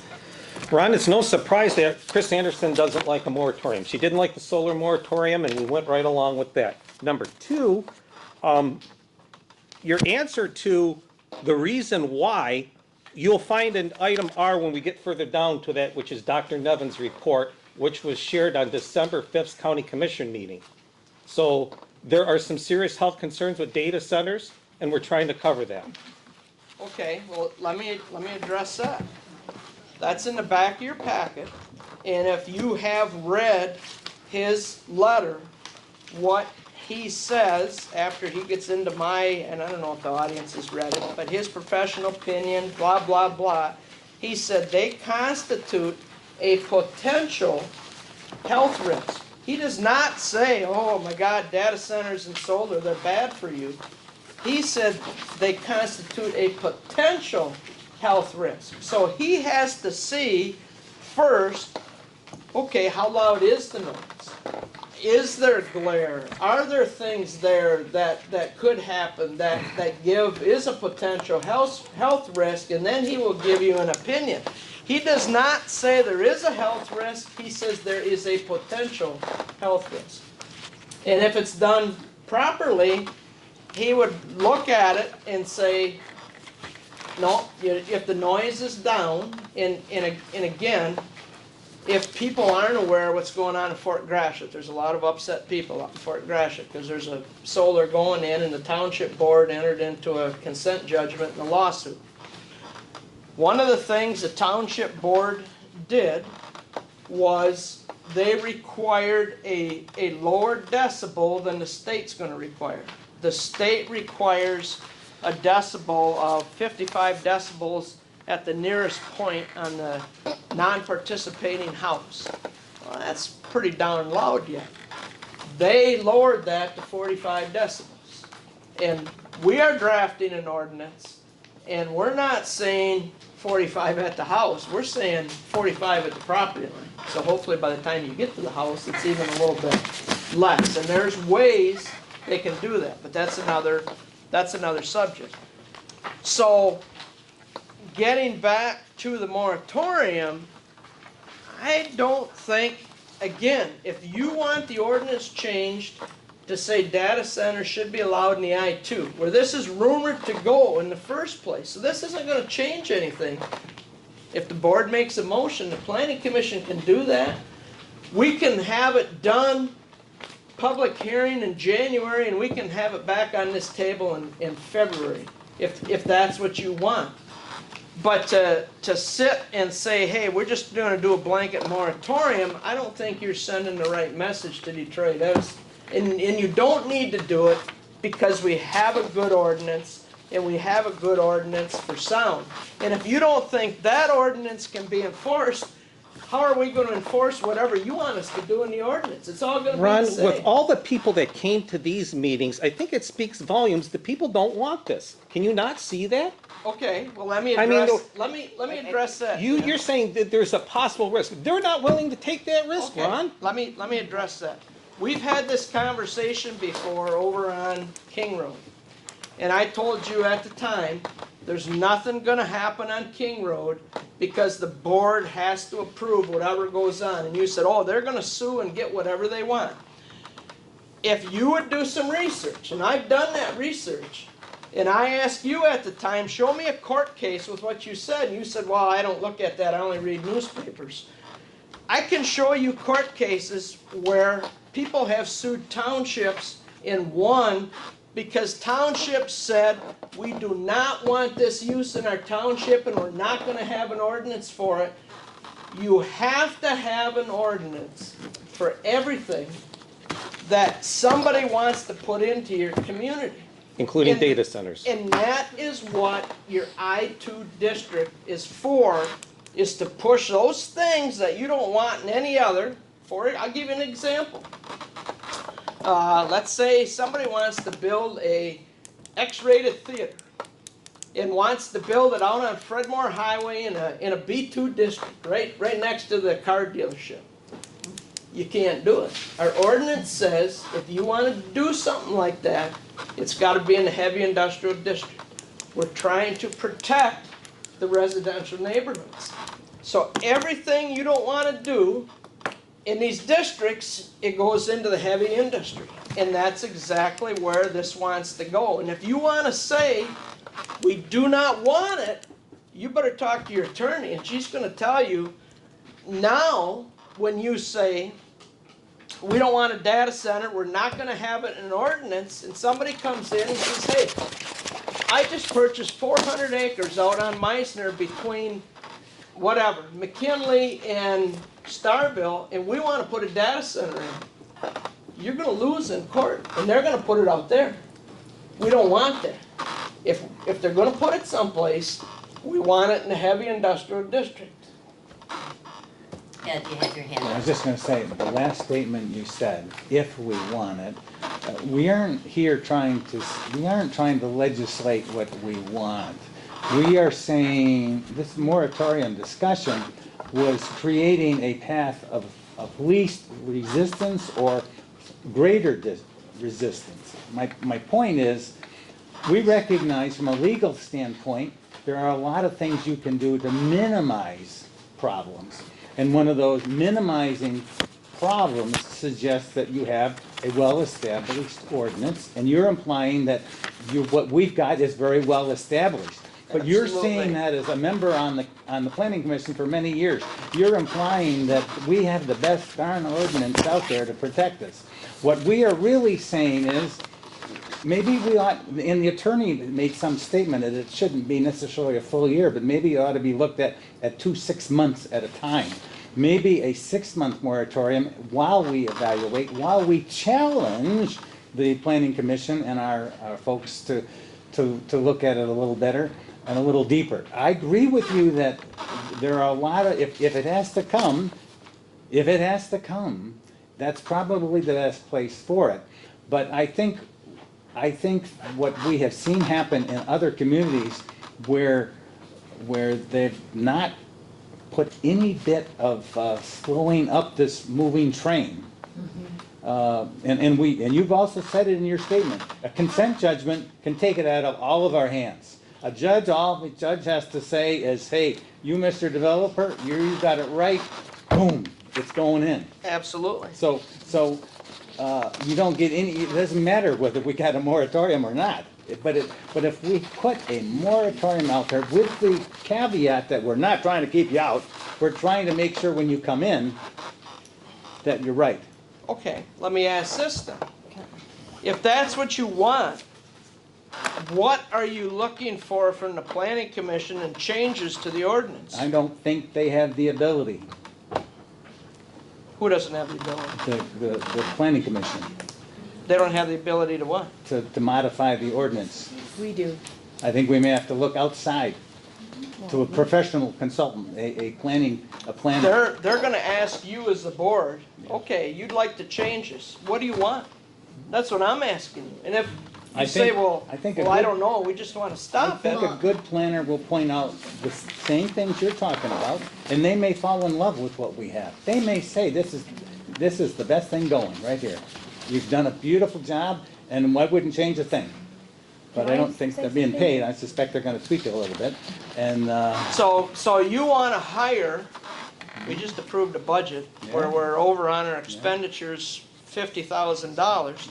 You wanna hire an outside planner to, and that's what this is about, an outside planner to draft a ordinance as far as data centers? Is that what the board wants to do? we haven't made that statement, but that could very well be. Well, the I statement. ask you, you wanna change the ordinance as is, it's okay. I ask, how would you like it changed? And we all said, we're not experts. That's up to Well, the planner. That's what's being forwarded to the okay. planning commission. So, Can I- so, well, hang on, so you want to bring in an outside planner who will give you their opinion, spend who knows how much, and then you're gonna read it and say, yeah, I like it, no, I don't like it. And if you don't like it, say, no, I don't like it, do something different, without saying, here's what we think should be in here. And What- again, I have been on the planning commission, that's why I look at it the way I do. Okay, you know, everybody's making good points here, and Ron, yep, you're on the planning commission, and I expect to hear this from you. We have Lauren over here who really would like to say something, and I guess we'll give her a chance. So Lauren? Well, while I understand the attorney did not recommend a moratorium, and I understand why she did not, I feel that a moratorium at this moment is the only protection our township has to take any sort of pause and get our ducks in a row. I know that you say you can have it back by February, but nothing moves fast in government. I mean, that's just, I mean, and so, to me, having a moratorium, while it may open us up for getting sued, that is why we pay for attorneys, and hopefully Chris is really good. But it is not responsible of us to not pause and really discuss and think about what we want as a township, as a board, on the planning commission, as this board here. I mean, I think it's irresponsible to not pause. I think this is what the moratorium is trying to do for us, to give us a pause. You know what, we open ourselves up, we did it before when we, did the other moratorium, we didn't get sued. We like the Detroit Edison, we've worked with the Detroit Edison before, I don't think we're gonna get sued. My idea is that because of what's afoot up at the county, and trust me, it's still a big deal, Ron, this business about the health issue. We're not saying that we're gonna maybe absolutely stop it, but if we put a pause on it and we get to say something about it, and then the health component comes into it, don't think that this isn't going to have some effect on the county board of commissioners. They have to look at it long and hard, and we may very well get something very good countywide. There were many of us that asked, get busy, help us. You have more money, you have more clout than individual little townships. Help us. That's what we need, and they're going to have to look at it long and hard. So I believe the pause helps us get to that, give them just enough time to get their act together, and I think we're gonna be fine. Again, so you are waiting for them to draft? I don't understand what you mean, waiting for them. The county will take some kind of action. I mean, draft an ordinance? They were tasked to look at an ordinance as well as something that would be blanketed for the whole county. Because the county, again, has no authority as far as ordinances in China's Township. They can draft something and the township can look at it and see Would what help. they think about Would it. help. But they have no authority as far as making us do anything. Correct. And I guess that's all I'm asking from the board. Everybody says, well, we want to take a pause. Okay, but nobody says, well, here's the changes I think should be done to an ordinance. So you just want to send it to the planning commission, they're gonna send it back to you, and you're gonna say, well, we don't like this. You have to, if you don't like what the planning commission has done in the past, then give them direction, what you would like them to do. That's all I'm asking. Okay. Yeah, I think you may be agreeing with us that we need to seek some greater expertise in this process. Your statement about the health department director of St. Clair County, he did not, you're actually right. He did, in your words, he did not say that there is a hazard, but he said there's a potential of a hazard. Correct. He said that many times, and we know playing on railroad tracks is a potential hazard. Well, I don't want to be, our township to be the guinea pigs. I of think that if we, I potential. think by doing a moratorium, you make it, you let them know there, it isn't, we're not the path of least resistance here. We don't lay down, play dead, we're gonna stand up, we're gonna fight. Lastly, I would like to have us pursue some professional expertise in this area of either evaluating what we have, or, in fact, that may be the recommendation, to evaluate what we have in place as a future. I will amend my motion. I will give I will rescind my first motion. I will, say we should have discussion before motion. what's It that? doesn't matter, we can I withdraw. say, this is why I said we should have discussion before motions. Motions get rescinded and Who rephrased. does it all the time. Motion to adopt Resolution 2024-16, the moratorium, forward to the Planning Commission, research a planning consultant to evaluate what we have, and come up with a data center ordinance. So you don't want the current planner that we have. You, If that current plan, Ed's shaking his head, no, I mean, I don't know if that person's capabilities are. If you feel that they are a capable person of giving a good data center ordinance, then okay, but if not, then we need to go somewhere else. I think if you want to do that, then you should have the supervisor do that. Let her find whoever you want to do. Don't put it on the planning commission to find somebody because Well, the they're. planning commission drafts ordinances. They do, but that's not what you're asking. You want some professional to come in and help you, not for the planning commission to draft the ordinance. And if that's what you want, then the supervisor should contact a different planner, whoever you want, to do whatever you want. Right, it might. Correct? It might necessitate soliciting proposals from. And that shouldn't come from the planning commission. I agree with you, Ron. Okay, all right.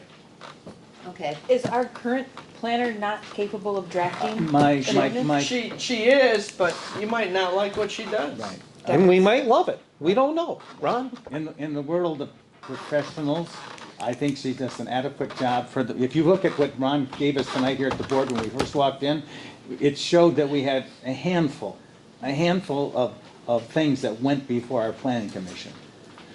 If you're only dealing with a handful, you don't have that wealth of experience behind you. Sometimes a larger firm, sometimes a different firm. I'm not saying there's anything wrong with our planner. She was an offshoot from our previous planner. But I- one last thing, Ron, you saying that the county cannot come down with direction from the health director and tell us what to do.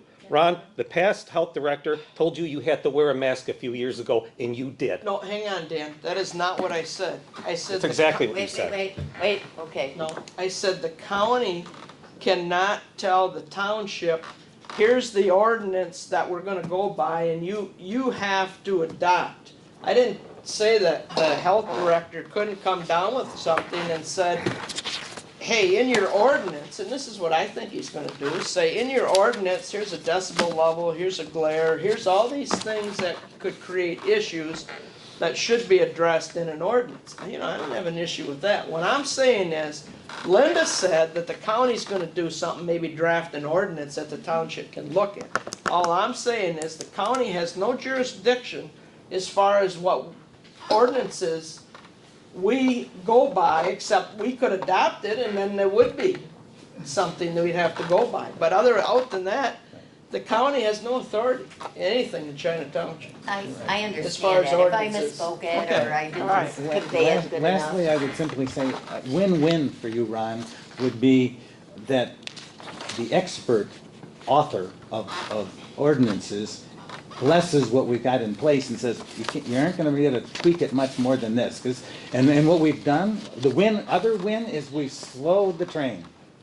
Okay, like Okay, I said, I'm just trying to keep taxes low. You want to restate the motion and make sure that Ed is supporting that, Dan? Well, Ed, are you happy with the 12 months, or do you want to do Well, a 6 actually, and it was 6? Lauren that was supporting your motion, so check with Okay. her. Is everyone okay with the 12 months, or do you want to do 6 and 6 before we roll We it? can do, we don't have to keep it for 12 if we don't need it, correct? Well, if we do the 6 month, we would be following a little bit of what our attorney is saying. All right, then I'll do 6 months, we'll amend it.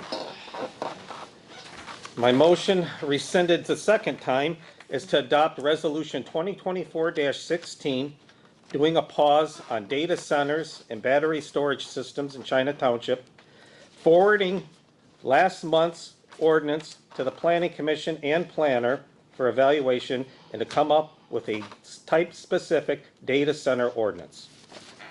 And are you still supporting that? I will support that. Okay, it's still supported by Lauren Martin. Lauren Martin. Okay, so we've had discussion. Now, let's do the roll call. This is for 6 months, Dan? Yes.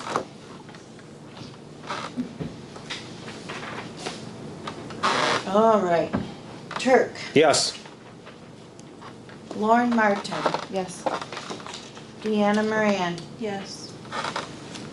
Linda Schweihofer, Yes. Sharon Martin, yes, Ron Breyer, No, Ed, Yes. Okay, that Thank you. motion carries. And if I could at this time, Linda, entertain a motion to authorize you to solicit proposals for for a planner to review our current ordinance on this type of use. Support. Been moved and supported. We've committed no funds, we've simply getting proposals in. Okay, just proposals from a planner that would be able to reevaluate what we already have as far as our ordinance. Okay? It's been moved and supported, but it will have to be a roll call vote. okay, Ed, Yes.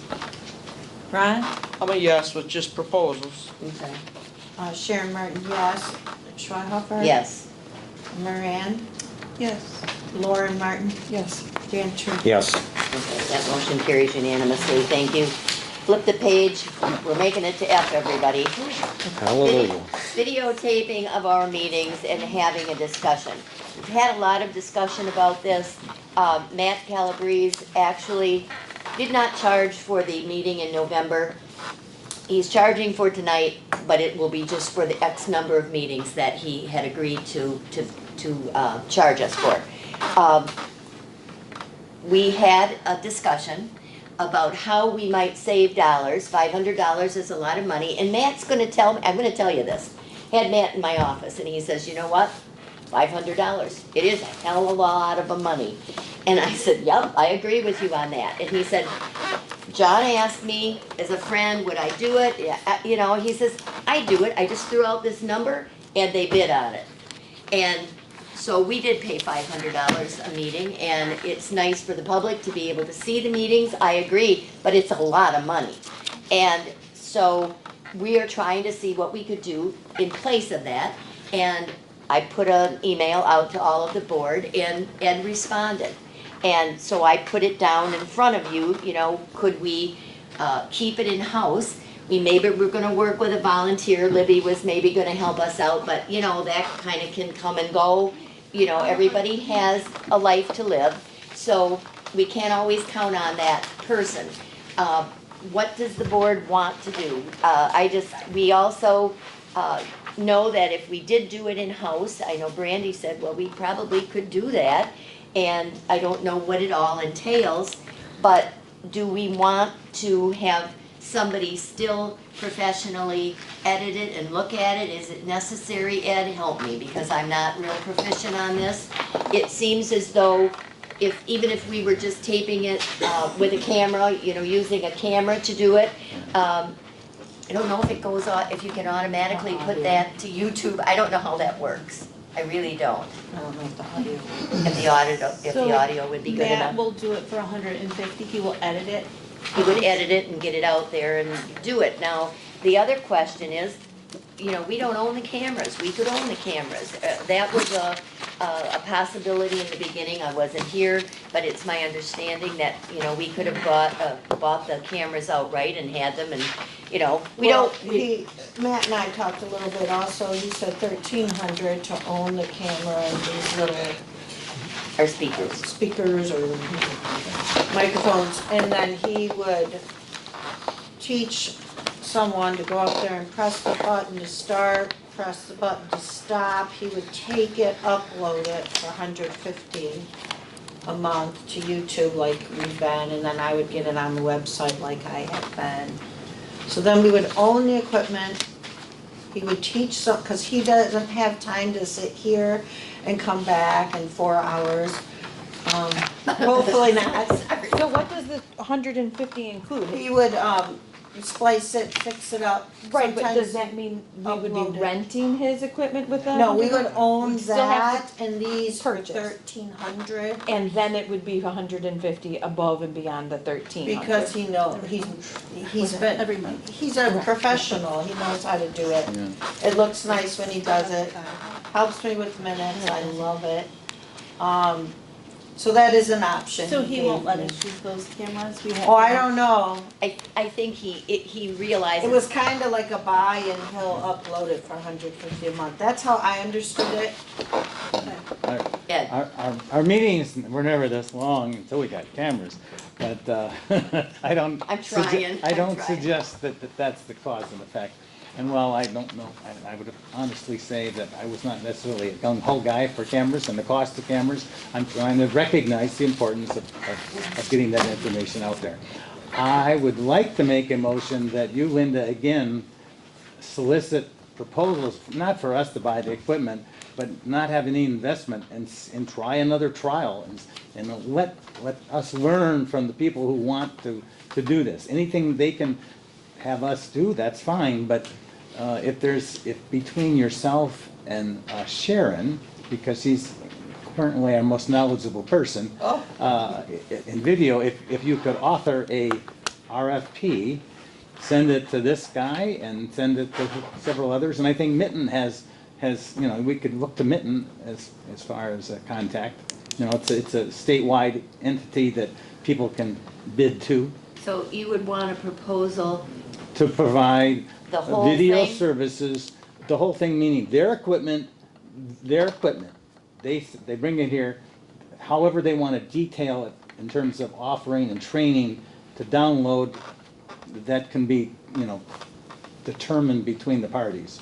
Can I But- edit that or no? Yeah, I think that we should just have a request to get proposals, either the way he described or owning, because I would like to, if we owned it, one, I think that would be the most financially Cost-effective? responsible thing to do. And All right. two, based on education, if people are, shown how to use it, it can be used at planning commission I'll meetings. support Lauren's motion. Oh, Lauren, you have to. Lauren, you Have to make a Restate new that, one? please. Oh my goodness gracious. so that wasn't you, Well, I was starting, but Okay. I okay. So Lauren, I would like to make a motion to request for proposals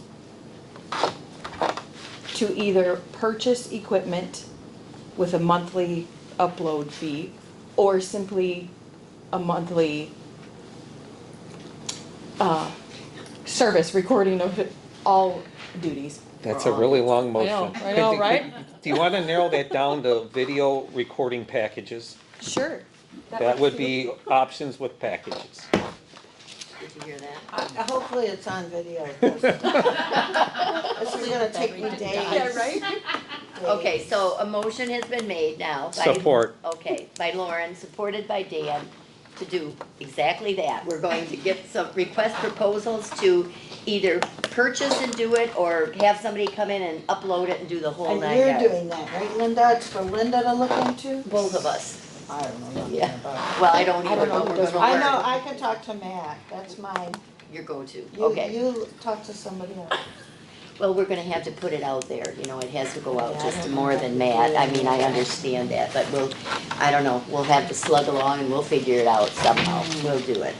Okay, so there's been a motion and support. Now we need to have a roll call vote on that. because we will be, well, it's a request. Yeah. Yeah, Yes, no, they just, you don't need a roll call. I don't think we need it on this one. All those in favor? Aye. Aye. Are there any opposed? There being none, then that carries. Okay, the next item, ZBA and Planning Commission appointments to fill vacancies and approve all committee members for all boards. We're gonna do, oh, you do? Go I ahead. have to add one thing about the video, I apologize. What about next month? It's not gonna be videoed then. No, that's right. Would Matt be willing to carry it over for 1 month? Can I somebody don't know, I ask him can that? sweet talk him. Work your magic. I don't know, I mean, if he doesn't mind, see, he has to come back and shut it off, take his stuff. I don't set it up, so he's gonna charge probably He can- 500. You can maybe show somebody for next month, so it can be a trial run for somebody, how to set it up. Maybe I'll turn it talk on. to Matt about next month. There you go. And if he tells it it's limited to a 3-hour tape, we're okay with that. Yeah, but this is sad, I am very sorry, we're doing our best here. All right, This is go a ahead, long- Linda. I Okay. had to ask. Okay, we have the ZBA Planning Commission appointments, filling all these. I have a sheet in front of you, as do you. Under Planning Commission, we have a vacancy. We are very sorry, we lost a member. She's no longer with us, she passed, and we need to fill that appointment. You did have a sheet in front of you, and with a name, but actually adhering to past practices, I will be switching the appointments from Tiffany Dashby Turk to Kathy King, who also applied and wanted this job. She served on our board, I think she'll do excellent. Do we need to do them, vote on them, or can we just keep going? Kathy's for what? Kathy King would be for the Planning Commission member at large. Just discussion. Okay. We talked about this morning, and every time John brought a name, Dan would always say, "Did you advertise for it?" I asked you that this morning. and I- Exactly, well, here's the deal. Okay. When it, well, when I had the attorney and told her that we had to do this, and I do know this myself, when it comes to appointment to planning commission, the supervisor is pretty much has carte blanche to do this. And if it was somebody just off the charts and nobody knew or anything else, maybe the board should have a reservation. But in this instance, when the supervisor puts forth a name for a planning commission seat, it most always gets approved by the board because that is my position. I can't serve on it, I stay away from it, all the above, because I do have that authority. So, having said that, on this particular appointment, I am just making a Okay, recommendation. per your recommendation, I would make a motion to place Kathy King on that board. Okay, and I think she will serve us very well. That's the motion. Do I have support? Supported by Lauren. All those in favor? Aye. Aye. Are there any opposed? No, didn't hear an opposed. Okay. Now, the next item is the board representative / secretary. We have had Ron in this position for a very long time, and I will recognize Ron as being very knowledgeable. I will, even after all that's been said and done here at the board table tonight. And I would not shoot myself in the foot and disapprove of him being in this position. However, I will give a caveat. We know that the Planning Commission is a recommending body, and we know that here as a board, we have the clout, really. And so when the board as a whole speaks, and we want something to go to the Planning Commission, then that's what has to happen. Whether it's we like it or not, okay? So, based on that and the caveat that I've given, I will appoint Ron Beyer back to the board rep. Do I have to have approval on that? Yeah, that's your recommendation, you're Okay. not appointing. Okay, it's my recommendation, and I am doing it with tongue in cheek because I don't want to stick our necks out here forever, but I do know that we have people on the board that are looking out for the community, and so I'm trusting that it's going to work. And having said that, then I guess I would have to have a motion.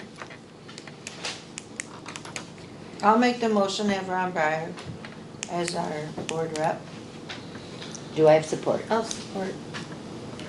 Okay, it's been moved and supported. All those in favor? Aye. Aye. Are there some opposed? I'm gonna abstain. Oh, did you ask if you could be abstained? Well, it's voting for me. I know, but everything that comes before the Charter Township Board is supposed to have unanimous approval to abstain. Does anyone want to make that motion? I'll make a motion to have Ron abstain from voting. Okay, I'll support. okay, moved and supported. All those in favor? Aye. And Ron is abstaining, okay. Okay. It still passes, and you've got a lot on your shoulders, Ron, because you have to perform for us. I've always taken to the planning commission whatever the board wants, Okay, or has asked. okay. Then, we move down to Sewer and Water Authority. Ron is there. There, also is an alternate that should be on there. Who on the board would like to be an alternate along with Ron? We could do them self-same, we could do them at the same time. In case Ron is not able to go, we would have someone step in for him. Who on this board would like to be willing to do that? We need a board member.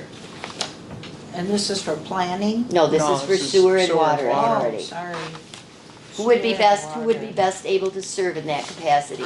And I usually make a meeting, but there is once in a while, I'm sick, but not very often. I know that, but, You you know, they're asking for an alternate. Right. So the board knowing that you might not be called on very often, I'm looking for a board member to assist. Nobody wants to. Remember, you're gonna get mileage now, everybody. Come on. I'm looking, I mean, East somebody, China Hall or the water plant. somebody has to step forward here, and I'm not leaving until we get an alternate, so who wants to be it? We talk about putting hats in it, or names in a hat and drawing them out. I mean, I think, you know, it would not be a great commitment. It would just be an occasional, and it probably I'll would be hardly. the alternate for sewer and water. Okay, thank you, Deanna. Thank you for stepping forward. Okay, so we could vote on Ron as the Sewer and Water Authority rep, and then Deanna as the alternate. Do I have a motion? I'll make that motion. Okay, do I have support? Support. Moved by Lauren, supported by Dan. All those in favor? Aye. Aye. Any opposed? There being none? Okay. Next, we have, we'll go down the list. Here is the St. Clair Fire Advisory. We already have myself, yours truly, who is willing to do this, and Ed Neiman. I'm willing, Ed, willing. I think we still go ahead, you know, and maybe approve it anyway. Do I have a motion? I'll do the motion to have you, Linda Schweihofer and Ed Neiman, St. Clair Fire Authority Advisory. Okay, do we have Support. support? Okay, supported. Motion by Dan, supported by Ron. All those in favor? Aye. Any opposed? There being none, that carries. Next, the Marine City Fire Authority. Okay. I am on that committee as well. There is a meeting tomorrow night, or Wednesday night, and I need somebody to be there with me. And I don't think we should have to necessarily go out to the larger community when you've got board members that I truly believe need to be involved. And it's a great group of people. So I am, again, looking for a person that would be willing to serve on the Marine City Fire Advisory Board with me. I would be willing, however, I can't do this Wednesday. I mean, so I don't know how Well, that affects no, it. it would still be okay. It would Okay. still be okay. So it would be Lauren and I. Do we have a motion? Motion for Linda Schweihofer and Lauren Martin to be on the Marine City Fire Authority. Support. Okay, it's been moved and supported. All those in favor? Aye. Are there any opposed? Being none, that motion carries. And now we're to Parks and Recreation. We need another board member to help with that. I've typically helped on that. I mean, I would even be willing to give it up and let two new people be on that if they would be so inclined. I know Deanna, that's, you have been doing, as a board alternate for the Parks and Rec. Would you be able to, want to step up Not if I'm doing sewer and water authority. Okay, okay. Well, let's see. What's entailed in all of this It- Parks and Rec You know, Advisory you Committee? would go to the meetings and, you know, we have a few events. There's some wonderful new events that we have, because we have new blood on the committee and I think Who's it's on the wonderful. We have her right sitting there smiling at you, look at. Oh, Okay. my favorite. Yeah, so, you know, we need somebody, we need. So is that monthly? They, not always, they may skip a meeting here or there. Yeah. Especially like in the winter time, I mean, if things aren't, a lot of things brewing, then they're not. So are you just a voice, the board member?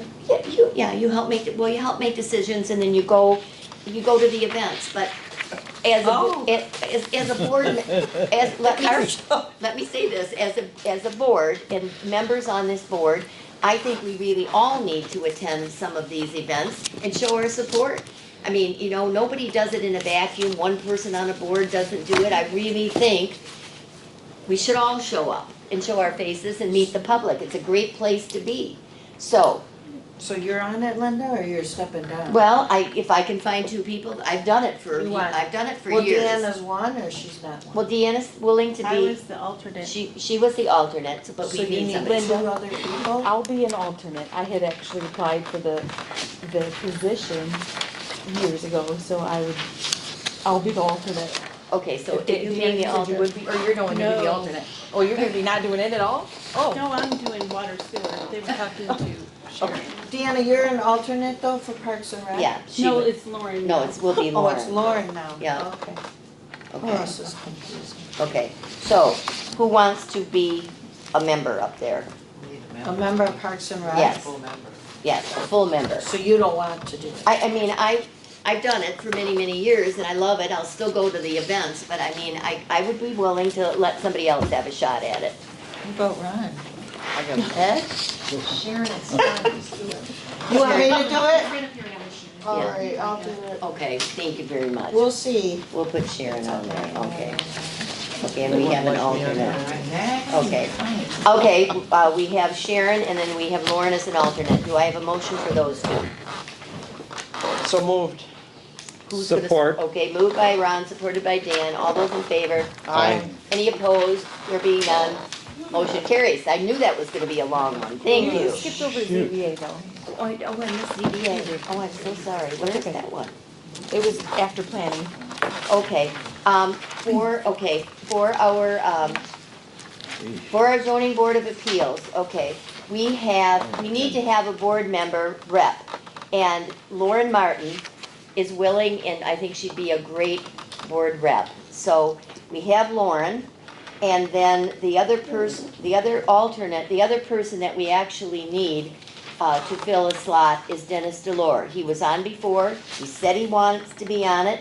Lauren spoke with them, knows that there's a very important meeting coming up January 22nd, and he's bound to be here, and he's willing, so, Motion to approve. okay. What is it? Support.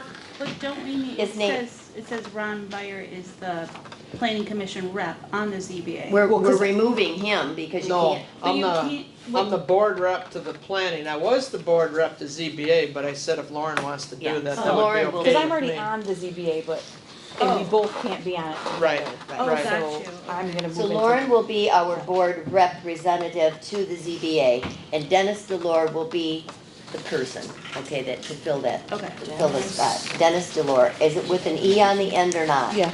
Okay, Delore. And he has been tasked, knowing that he has to be, I don't know, there's mixed stories. One was, you know, he didn't want it and he didn't get notification and then he didn't come to meetings, but he will be at the meetings, correct? Correct, okay. So, we did it, right? Good on that?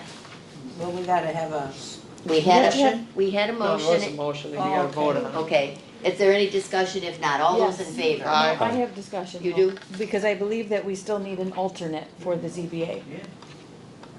Yeah, you're We gonna don't- need, but I don't know if you Because got Jerry one tonight. Dyble left No, and I was, yeah, I don't have one tonight for Okay, that then, all so I guess we'll deal with it the next meeting. gotcha. Okay, all those in favor?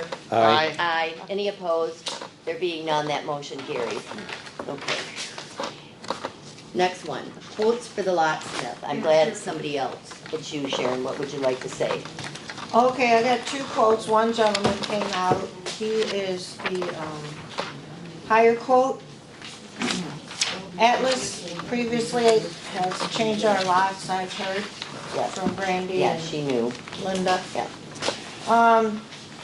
They can do it as soon as possible. It takes about 4 hours. Of course, I guess I have to be here, so I'm thinking after the new year, because it's just, holidays.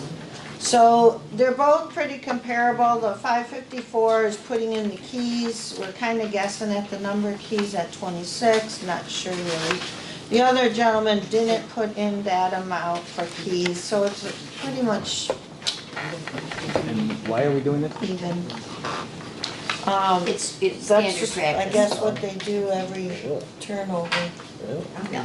We just usually turned our keys into the clerk and really carried on from them. I didn't remember Yeah, I don't remember. changing, They Yeah. used to do it all the time. really? Yeah. Huh. Yeah. So you're saying that, The one gentleman that came out is the one from Marysville. which one are you recommending then, the lower bid? And you're saying we can't just Well, have it's not people turn their really. keys in? I'm sorry, what? We can't just have people turn their keys in? I don't know, I was told I needed to get Who quotes. told you that? I guess when the supervisor is a new When supervisor, the- that's what they do. It's a new That's all I board know. and that's what they've always done in the past. I mean, I don't know anything about turning in keys. Some on- keys Yeah, are in the lost. past, we turned them in But and, aren't I the We only could new make one? more keys. yeah. I think I'm the only new one. The Well, cases do Linda- not duplicate on it. Linda's doing it, right? It's when the Yes. supervisor There's a becomes- two-pronged thing. it's Some up- use a key and some Yeah. have a fob. Yeah, it's up to the board. There are some missing, there's fobs now, there's cards now, it's confusing, I don't know where they all are Let's go back to at. keys. That's what I say. I would like that. What? Okay, I say let's go Dan, back to keys. okay, here, is that a motion? I Oh, don't, yes. Motion to go back to keys? Support. No, we're not Wow. doing this then? I'm Well, confused. my motion would be, if you want it, and it can be non-supported, my motion is to continue with the keyed system we now have and add keys. And request, make a request of any old keys out there to be turned in. Well, If some we are think mi- we're having a problem, then we. Some are missing, we I don't rekey. have them all. There's I got cameras and given stuff. them If from somebody wants to Brandy. do something nefarious, it would be on camera, so. okay, so we have, I support Ed's motion. okay.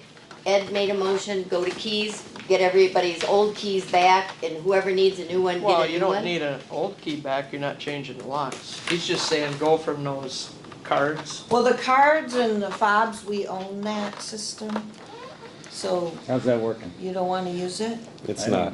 Well, it doesn't work good for me, but I had a key and they Well, told I me don't here's have a enough fob. keys, so there's some Yeah. missing, I never received them, I just got the box of keys a month ago and Well, if it's the same lock, They're I've not got all a key there. for that door over As there. long as you don't change that lock, I can get in. Right. Okay, so we'll just not do that then. Okay, wait a minute now, okay, there's a motion to just go with the keys, and it's been supported by Lauren. Yeah, Okay, have we discussed it to death?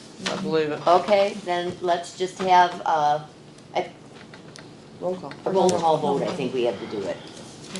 What? You're not spending any money. Yeah.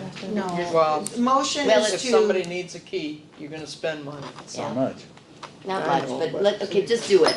Roll call vote. I actually have a key, we could go have a key made, can we?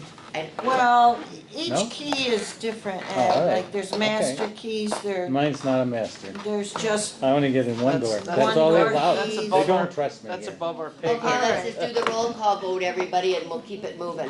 alright, roll call, Ed, did you just wanna not do any locksmiths? I guess that's what it Just is. make sure everybody's got a key, that's Yeah. the motion. That's the motion. I Get a will. key, alright. And then do the roll call. Ed says yes, get a key. Yes. Ron? Yes, Sure. Yes. Deanna? Yes. Lauren? Yes.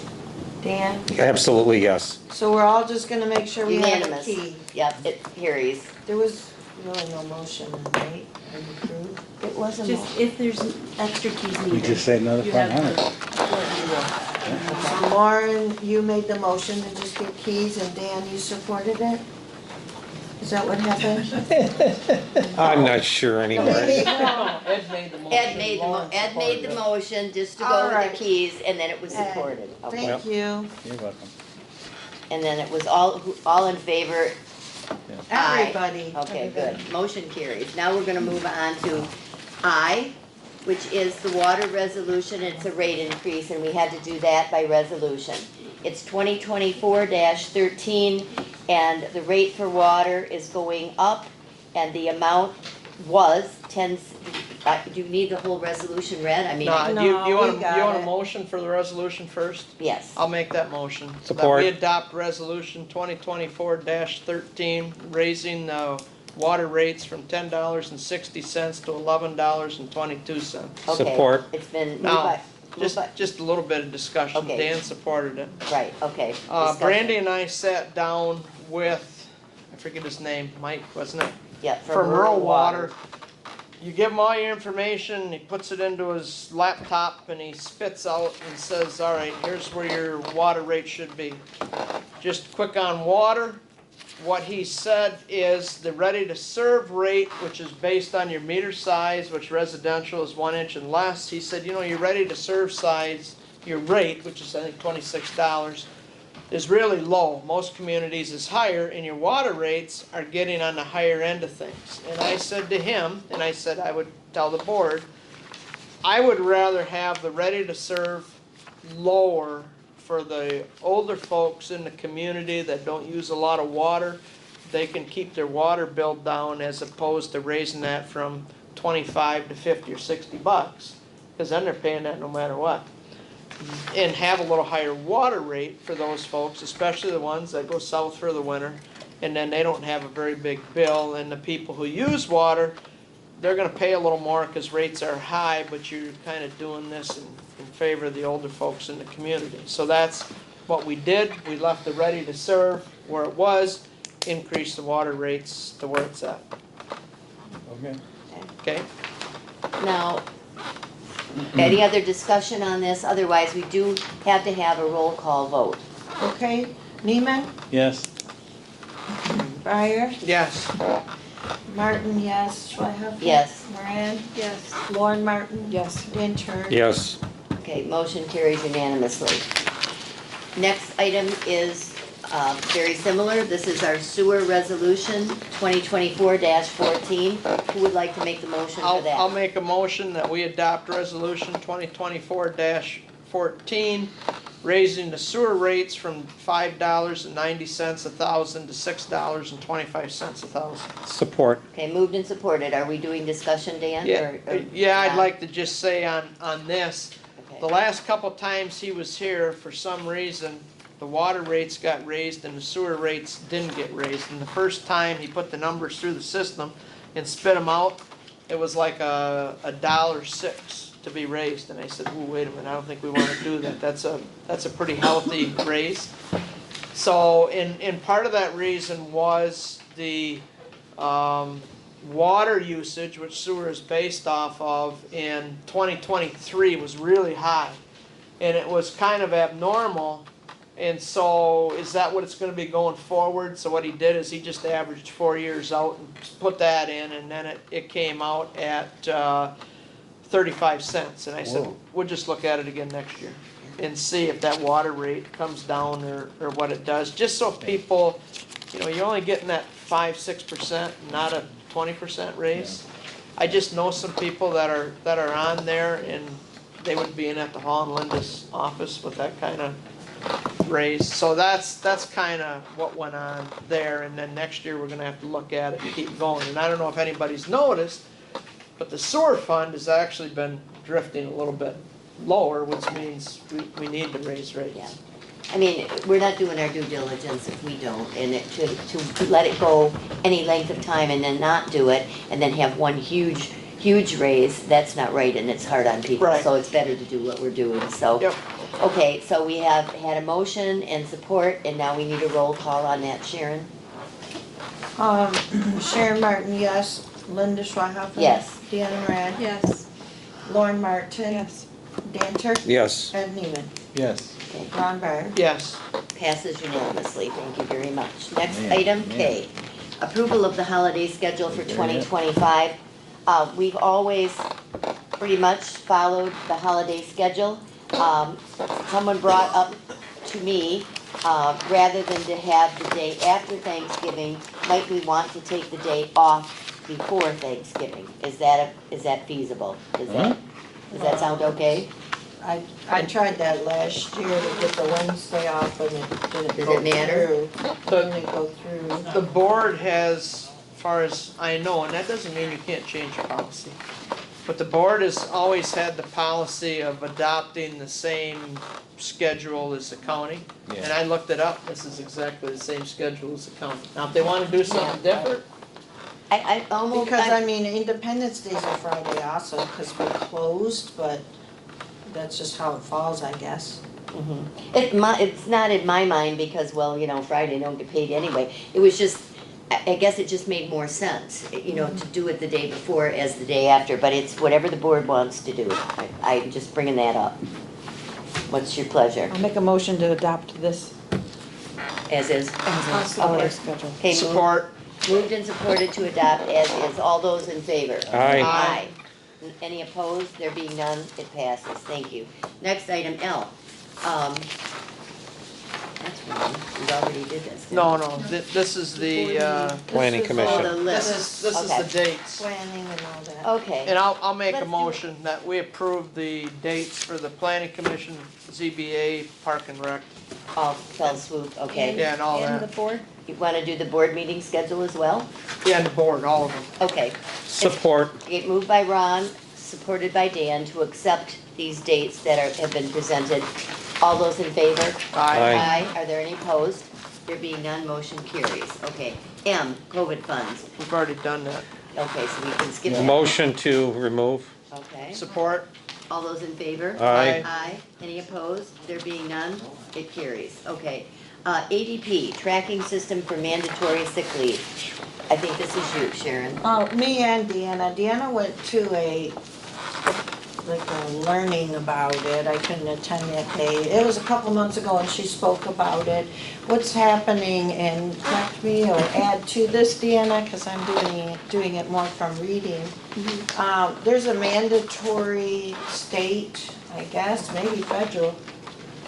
Yeah, Federal Well, it's- sick day. Yeah, you have to start recording basically how much everybody works. They can start earning their sick time. So in the past, we have never had sick time for our hourly employees. But as of February, I think it's like February 20th or something like that, so we have to record and allow them to take this sick time. And it's a calculation that each employee has to have, and we have to have records of it. So it's a new upcoming law that we'll have to follow. Okay, So- is this going to be something? Well, want us to do? we have to put it in our employee handbook, which is somewhere, needs to be It's here updated. someplace, yeah. And so it's a tracking system that That's enough. ADP would do. There's a fee, but there is 3 months for free. There's a lot more to it than just tracking that we could utilize. What's the fee? Oh, it's on 208 here. per employee bi-weekly, so It's- 26 times. It's- Now, is that everybody? That's just not the 3 employees? Yeah, no, or it's just- everybody, anybody who gets a W-2, So, I because mean, board even- members and- Yeah, they have, the law crazy. is salary people, everybody Crazy. has to be tracked. Are you So you sure? work 30 hours, you get 1 day paid sick leave. So, So now you're like It's a 300, spreadsheet. 320 bucks, is what you're talking? So you- no, more than that. Well, Well, you got because, 3 employees and if but you got, during elections, they have to be keeping Oh, I track see, of even- anyone who gets a but W-2. they're not every week, they're No, just no. at certain times. It's 1 hour. And per it's day. paid, and it's based on the paychecks you cut. And this, So every and this month is there'll be a this little, is a law that's gonna perhaps go into effect that we have? yeah, February 20th. Alright, I'll make a motion that we approve this. Do we have support? I'll support. Okay, moved by Ron, supported by Deanna, that we do this and go with We kinda ADP. have to do it. Yeah. It's forever. Okay, it's a roll call vote, please. Okay, Ed Neiman? No. No. Yes. Ron? Sharon, yes. Linda? Yes. Deanna? Yes. Lauren Martin? I'm gonna say no. Dan Turk? Yes. It's going to Okay, pass. thank you. It's gonna pass. The only other thing I could think of, and I don't know that does the same thing, we had a time clock here once upon a time, I don't know, but It that, does do it. They gotta click in order to do this, they have to, when you come to work, I believe, I'm going to talk to the sales rep now that it's approved, because I didn't want to spend a lot of time Okay. if it didn't we'll approve. trust you. But there's a tracking and all that. We trust you. Spend little to no money. Okay. That passed. Item O, Michigan Association Municipal Clerks, they're going to be charging additional. So, did you see that there? What is this for? Additional dues. Oh, this is just dues? Yeah, they That's- raised- Yeah, they raised it from 75 to 100. They sent us a bill for 75. We approved it at a prior Oh. board meeting. Then they said, oops, 25 more. I'll make a motion to pay the additional $25 to the Michigan Association of Municipal Clerks. Support, roll call. Oh, yes. Ed Neiman, Oh, yes. okay. Ron, Yes. Sharon, yes. Linda Schreiber. Yes. Deanna Moran. Yes. Lauren Martin. Yes. Dan Turk. Yes. Motion carries. Okay, item P, additional costs for the kiosk on the bike path. You have information in front of you. It was interesting, I got the bill, and I thought, well, wait a minute. They said this all was going to be covered by a grant. They wanted to do it, and there were several grants, I believe, but it still ended up being $281 over. Does the board want to pick up that $281 for the kiosk? Everything else about it, installation and everything is paid for. I was approached. What do you want to do? Yeah, I'll make a motion that we pay the $281.67 out of recreation and pay it. Okay, I have a motion. Who's supporting it? I'll support. Okay, it's been moved and supported, and we'll need a roll call vote. We're spending money. Any discussion? I don't know. Does anyone have any other questions? I do. Do we, while I support this, do we have the money in recreation to, Yeah, there's Yeah. $5,000 in there for projects. I just don't know what we typically. And we get $20,000 a year from the county through the recreation village for stuff, and it can come out of there. Okay. Okay, so we still need a roll call. Okay, roll call. Ed? Yes. Ron? Yes. Sharon, yes. Linda? Yes, Deanna? Yes. Lauren? Yes. Dan? Yep. carries. Thank you. Next item, resolution for the budget amendments 2024-15. All I right. see them there, but I'm going to tell you, I highlighted it, under supervisors' deputy wages, there won't be a deputy. I've never had one, never was one in all of the history. Right, this is for our But- 2024 though, not 2025. We This, still have to do that? we're Budget amending amendments. Okay. 2024. Right. So Deanna and I sat down one afternoon and worked on this. And this is what we came up with, just shuffling of monies Right. from one that's over to the one that's under. Right. That Okay? looks good to me. It does, doesn't it? Any, Deanna? Good job. any other Good job, Deanna. question? Otherwise, I'll make a motion to adopt resolution 2024-15 to amend the budget for, looks like those 4 items that needed well, there's 8 actually, that needed amending. You're throwing the word 24 in there, right? Yeah, 2024-15. 2024. Support. For the 24 fiscal year. Right, That's it. that's what I Okay, meant. all right. Okay, Just it's so that been, we're not talking. Yeah, all right. okay, Yeah. those 8 items, the budget amendments, it looks good, I think, both of the girls here, Deanna and Sharon for that. It's been moved and it's been supported, right, by Dan down there? Yeah. Okay. We'll have to still, do a Roll roll call it. call. Okay, Yeah. Dan Turk? Yes. Lauren Martin? Yes. Deanna Moran? Yes. Linda Schreiber? Yes, Sharon Martin, yes. Ron Breyer? Yes. Ed Neiman? Yes. Okay, unanimous. You'll have that recorded. And item R, which is the one that was added, to send the letter of Dr. Remington Nevin to the Planning Commission. Do we have the motion? I'll do the motion to send the Dr. Nevin's report to the Planning Commission. Support. Okay, it's been moved and supported. All those in favor? Aye. Are there any opposed? Nope. There are not. Okay, that motion carries. So you will take that letter, Ron, to planning? Is that what? Yep, I Okay. can make sure they get that, yep. Okay, thank you. Unfinished business. Clark Cemetery update. I have none. I'm sorry. Nope, there's nothing new on that or the Belfour that I know of. Motion to table. Okay. Support. All those in favor? Aye. Aye. Any opposed? No. Okay, item B, the monastery update. He was in for board of review, and at the word of the attorney, he was to be put back on with his exemption and to do it quick, and they did. He still has to come back in here and get his permit to get a final on the sanctuary itself. That hasn't happened. The attorney said, we gotta get that done. So that's what I know about the monastery. Motion to table. Okay, Support. moved and supported, all those in favor? Aye. Aye. Aye. None opposed? It's tabled. Starville Road update. I've been receiving letters, they've been straggling in. I have had 5 people say yes, they'd like it, 3 people that said no. And I've contacted those people and told them we have no road millage money at this point. So I haven't only heard from 8 people, so you know that. Motion to table. Support. Okay, all those in favor? Aye. Aye. Next item, sorry, talk fast enough, Lauren, did you? That's all right. Okay.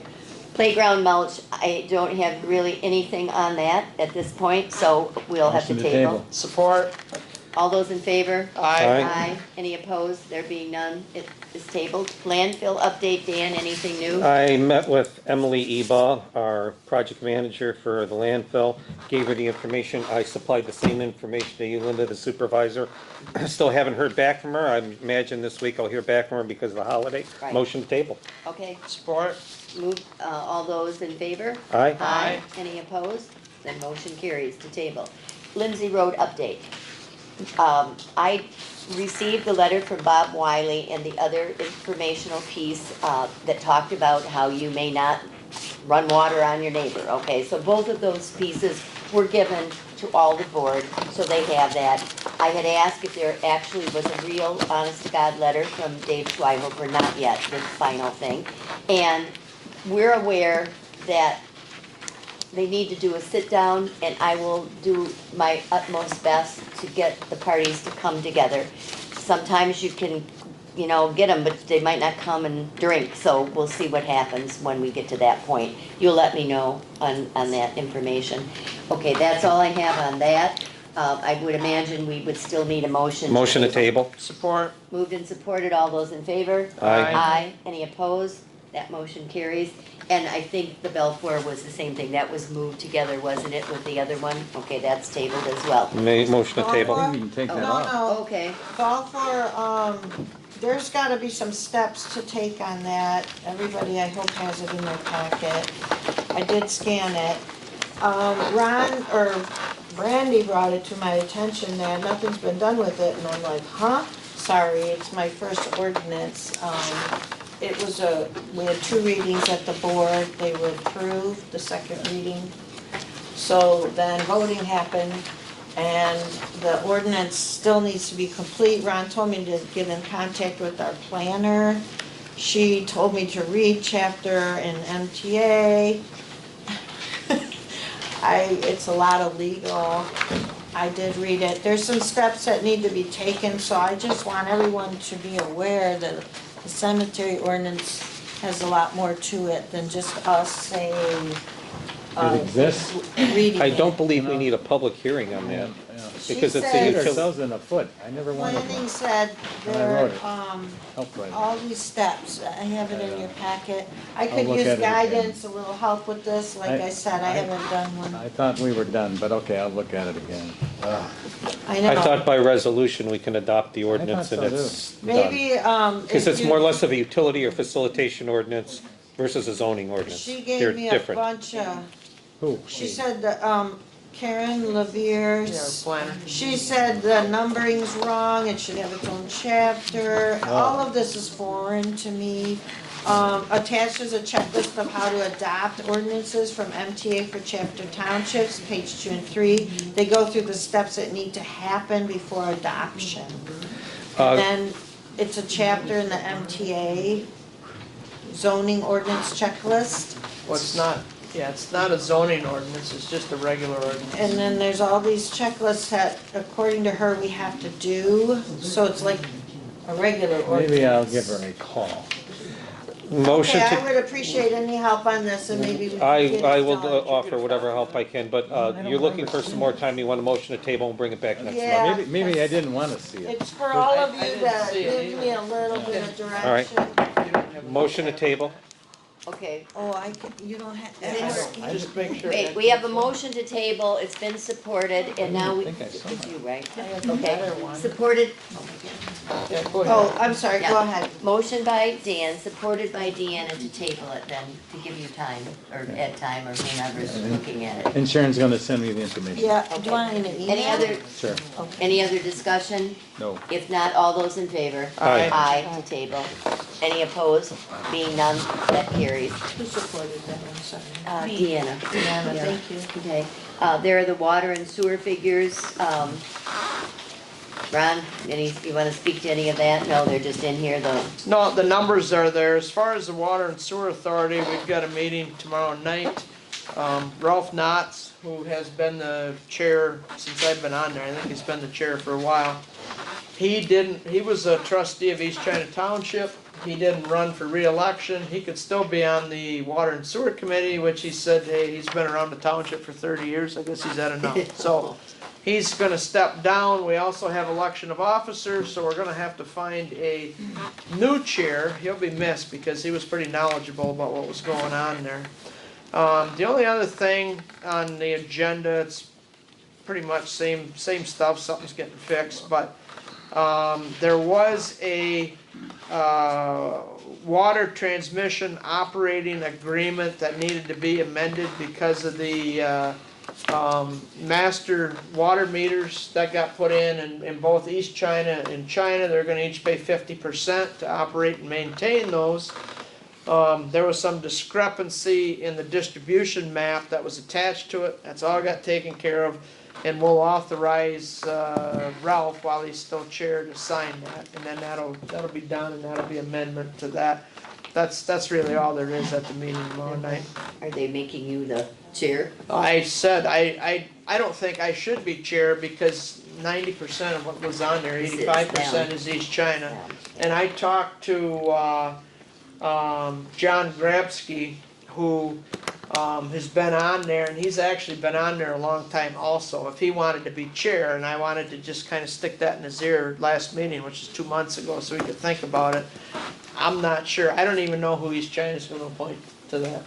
So, Okay, just we'll check. see what happens. Okay, under announcements, the next China Township Board meeting will be January 20th at 7 o'clock. We'll be into the year 2025. It sounds so funny to 2025, okay. Light Up the Township, that's going on, and we would like more people to, January 20th, MLK Day. Oops, I made a mistake. Thanks, John. On Tuesday. 20, Tuesday, the 21st, it is right on our chart. okay. 21st, we beg the correction, okay. Then we'll move on, Light Up the Township. Anyone who's interested in signing up for that, we could use people. There's not a lot of people that have signed up for that, according to Brandy. And there's also a snowman contest, but first we have to have the snow. So just to put that out there for everybody. For my report, I mean, it's just been busy as it is. I've been here every day. I've been here those hours. It's been hectic. I think last Thursday was the first time that I could kind of get my head above water and breathe. I've met all kinds of people. We're trying to, really wrap up some loose ends. Finding things have been a little bit of a trip. The scan folder wiped out. I can't find any of that stuff, so we're finding some other things. It's crazy, so, but beyond the technical stuff, I'm loving it. I'm happy to be back. I really enjoy working with the people here at the township. I've got a good group to work with, so I appreciate that. Treasurer, I'll keep it short. The Huntington CD renewed at 3.5%. Interest rates are starting to come down, so we either have to shorten terms to try to keep those rates. Other thing is, tax bills have went out, so, tax season is in full swing. And I hope everybody has a Merry Christmas.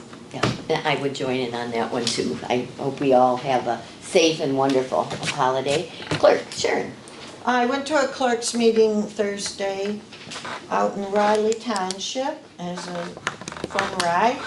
And we found out through the county that she said to adjust your budget for 2027, we need all new equipment. So all the tabulator machines, laptops, they're at like 6,500 a piece. You have to use 4.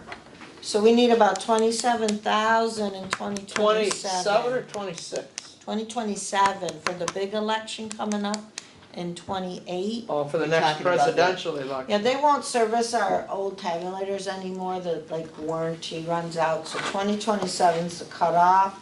They don't know who they're going with, it's all up in the air, but she did say to budget for it. It seems Yeah. to me that 3 when years they ahead, put ain't those worried kind of about it. mandates, the state should step in. I mean, it's. I thought we had some on loan from RISA one year. I know, they for the said, election. The Yeah. big burden. It's yeah, a- they said there wouldn't be any more wage reimbursements either for the 9 days of voting. I have one to submit for this last one, so that's it. Are they talking We're on about, our are they own. talking about, Mary Ann said something about maybe limiting, or they're looking at having fewer days for smaller townships? Well, that's, that, you gotta go through I don't Lansing. think how they can, it's a Right. constitutional Gotta amendment wait a that we're couple years. talking. Yeah, that's not Republicans gonna get in there. happen in our lifetime. Is that all you have? That's all I have. Okay, trustees, Ed? Christmas is upon us, beautiful season. Christmas night, General George Washington, 248 years ago, he really, we were all different if he had not had the faith he had, and, in his opposition in the Battle of Trenton, crossing the Delaware. We give thanks. Okay, very good. Ron? The planning commission, we just had a meeting and we're still working on the solar, wind and battery ordinance, but we did have a discussion. We've been kind of working on the solar end, and we did have a discussion on battery. Brandy had a magazine she gave me here that I read. I've got it too, I'm gonna be reading. Right, and that was, I think, copied for all the planning commission members, and in between they can read it. But I said to our planner, I said, really, the over 50 megawatt, and we still gotta deal with the under on all these, that we still control. But the over 50 megawatt, Edison is wanting to put 220 megawatt at Trenton. There's talk about them doing something in East China. Wouldn't surprise me if eventually they want to do something in China, because all the lines all go down to the same spot. And I said, battery storage should be located with the over 50 in the I-2 district. It just makes sense in China Township, and the planner agreed with me. She thought, that was okay. So I think that's the route we're gonna go on battery. That won't, now again, somebody can go to the Public Service Commission if that's all upheld and whatever. But that's the way we're gonna go with battery, that goes in the heavy industrial district and not allowed out in any of the residential districts. And in the solar and wind, we were talking about 45 decibels, not average decibels, but maximum decibels at the property line. I don't know if we stay there or even go lower. There's sound fence that you can put up, and they say reduces the sound, like they put it on chain link fence, and they reduce the sound by up to 30 decibels. So, and it's, from what I understand, it's not that expensive, so that's why we're in the ordinance. I think we can put something in there and say, here, you gotta do this. We're trying not to make it too restrictive that they automatically go to the Public Service Commission, but yet something that they say, yeah, we can work with the township to do it. The other thing that I just wanna mention to the few people that are left here yet, Mr. Len questioned the tax drop. And I have a copy of the contract that Linda signed in 2019, and by that, I don't care whose butt was in the supervisor's seat, they were gonna sign You this. couldn't do anything other Right, than and sign I'm, it. I'm not saying that you shouldn't have, because it doesn't matter who was there, they were You gonna have sign to. it. But anyway, this was done in 2019, and in tax years 2021 and 22, the total valuation for Detroit Edison in section 13 was $300,718,708. And through that agreement, that valuation dropped to $189,023,187, which is a reduction of $111,695,53. You pay per thousand, so the taxable value that dropped was $111,695.53. Those 2 years, we had increases, there were other things going on, so taxable values went up. That amounted dollar-wise, and if you add 3 zeros, that's the dollar, but for tax purposes, it was $18,978.61 that it went up, so it had a net effect of $92,716.92 that our taxes for our 1 mil dropped, so that our 1 mil we collect is $475,883 and 70 cents, which is down from 400 and I think it was 65,000 when we started. I don't know that it says that on here, but just so people know, that's where we're at. We've lost 92,000. Next year, nothing's gonna change. We're gonna be in the same boat for the budget. After next year, after they convert unit number 1, we'll see. But like Mr. Len said, they're telling the township, these are gonna be peakers. There's gonna be days Bell River's not gonna be running when we don't need it, and they're gonna want their taxes lowered. I talked to Jamie, our assessor, and, you know, they really are looking into that. Well, they are. They're fighting it. I mean, I understand that, but if you get on the website, you get on, not a website, but you get on whatever search engine you use and plug in Bell River Power Plant, there is all kinds of stuff out there you can read. And if you read enough, you can see what they want to do, and it's not good for China Township. So I just want to throw that out there. yeah, and then they want us to cooperate, so. They want yeah, us to They want cooperate. us to cooperate on our end, okay. Lauren, have anything?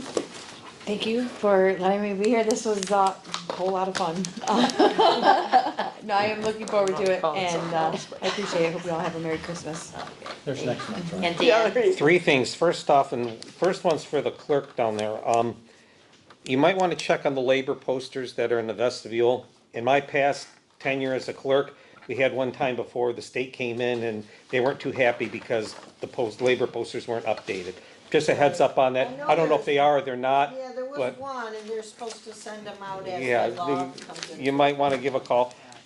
Anybody in the audience or any of the board members would like to question Dr. Remington Nevin on his decision of his report, can see him at the Advisory Board of Health Committee this Wednesday, December 18th at 9 a.m. at 3415 28th Street in Port Huron. Meet with the guy, hear your differences, question his expertise on it. I mean, he might change your mind. Everybody should have a blessed holiday. I hope you have a wonderful family gatherings. And I've officially given up on my Christmas lights. I usually have a nicer Christmas light display. I got halfway down the fence and then I go to put my next strand up and then I see one out. I go to replace that one, then they're all out. And I just kind of gave up and I returned my Christmas lights. What you see is what you get this year, so. Dan, this is funny because, you know, you have that wonderful round thing in your front yard that you said, you know, Oh, yeah, you're gonna that- have to yeah. decorate it or do something with it. I talked to the gentleman from Duke Broadband, and he assures me that, and they were supposed to have a map out the second week in December, but they are actively working, not us, but them, to get the grants to extend it. They've gone as far as the river, and then as soon as the weather breaks, they wanna continue and take it the rest of the way I'm down. looking for some flowers to plant Yeah, around it. so I told him he'd like that gone, so that's what I said, so. Anyway, we wish everyone a Merry Christmas, a blessed Christmas. Thank you for hanging in here with us. We realize it was a long meeting. We hope not to have them as long, but I think we moved them along, it as long as we moved along as good as we could. So, thank you very much, and we're calling for a motion. No public Oh, comment. public comment, oh my gosh. Come on up. Gosh. I'll be real quick, Okay. I promise, because I want to get out of here soon. Okay. First of all, welcome, new board. You guys did great, all right? First thing, in reference to your, budget, I don't know if any of you guys contacted Mterra, reference fuel surcharge. Have you talked to them to try to get it off of there? It's been there since 2020.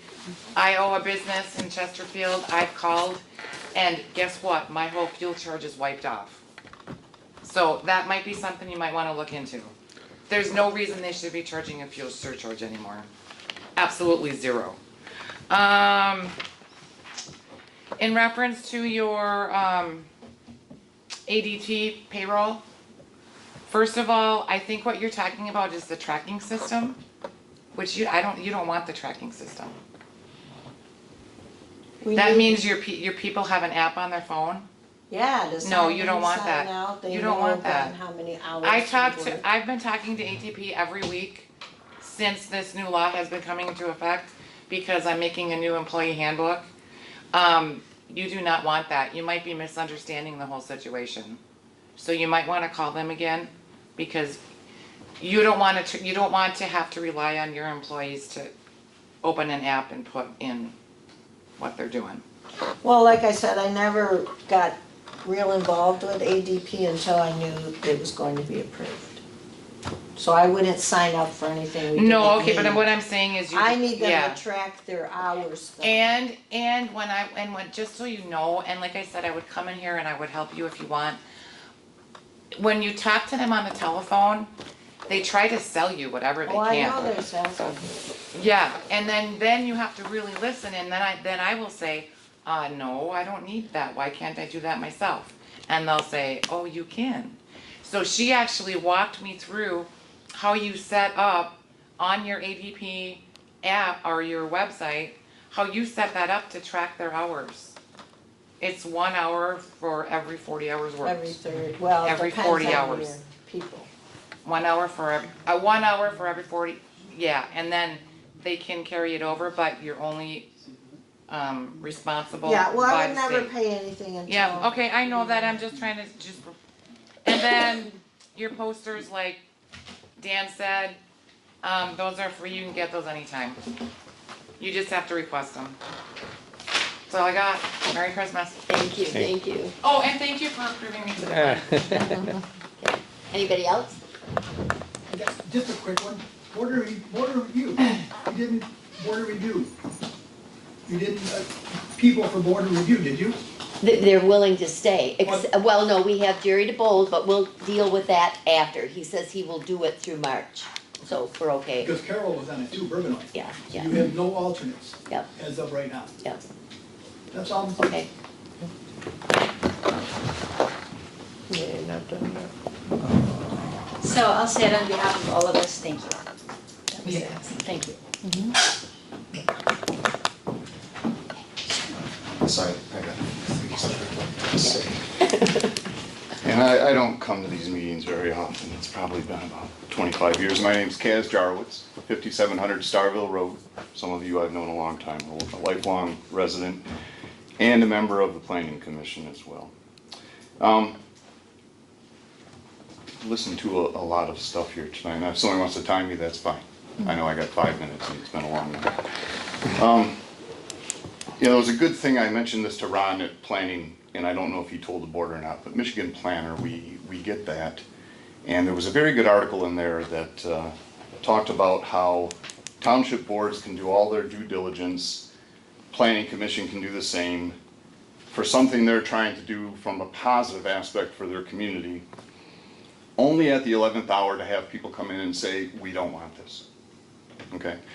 And inevitably, it'll get voted down because elected officials are concerned about people's opinions about what they're doing. And the point is that you have to be very careful in doing that, because the vast majority of people that put you in office don't attend these meetings. Trust me. If you want to have a lot of people here, take your township newsletter, tell them what's going on with Edison, because most people that live here only remember what it's like with that tax revenue coming in from Edison, okay? Those of us that have been here long enough remember what it was like before that. And so you got to keep that in mind, because the things you're deciding here are for the benefit of everybody. And if you put in your newsletter what's going on with Edison and the revenue you're losing, and that your answer is that people's taxes will go up, you'll have a much bigger crowd here, guaranteed. Okay, so just keep that in mind. We need investment if we're going to make up for what we're going to lose, or you got to start cutting things. And so when I was young, I don't remember all the parks. As far as I'm concerned, before my taxes go up, I'd want to see the parks and rec gone, okay?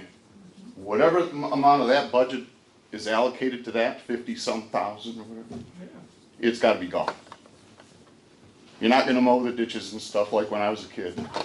The farmers mowed them where they wanted to, and you know, a lot of them were never mowed. And the roads were always holy, potholy. Okay? So you either support or try to court something here to maintain what you have, if that's what people like, or you go back to the way it was. You don't automatically assume that you're going to raise people's taxes to make up the difference. Okay? 2 more points. So some of the things that we've been talking about here tonight, and the vote on a moratorium, I think I understand why people would want something like that. But something that's bothered me for a while, and I was encouraged to come here to one of the board meetings and talk to you folks about this, and I should have done it before a new board was seated. But we have had board reps come to planning commission meetings advocating on behalf of applicants, okay? And now tonight I sit here, and perhaps the same board reps are in favor of moratoriums. That bothers me, because there must be a serious conflict of interest involved.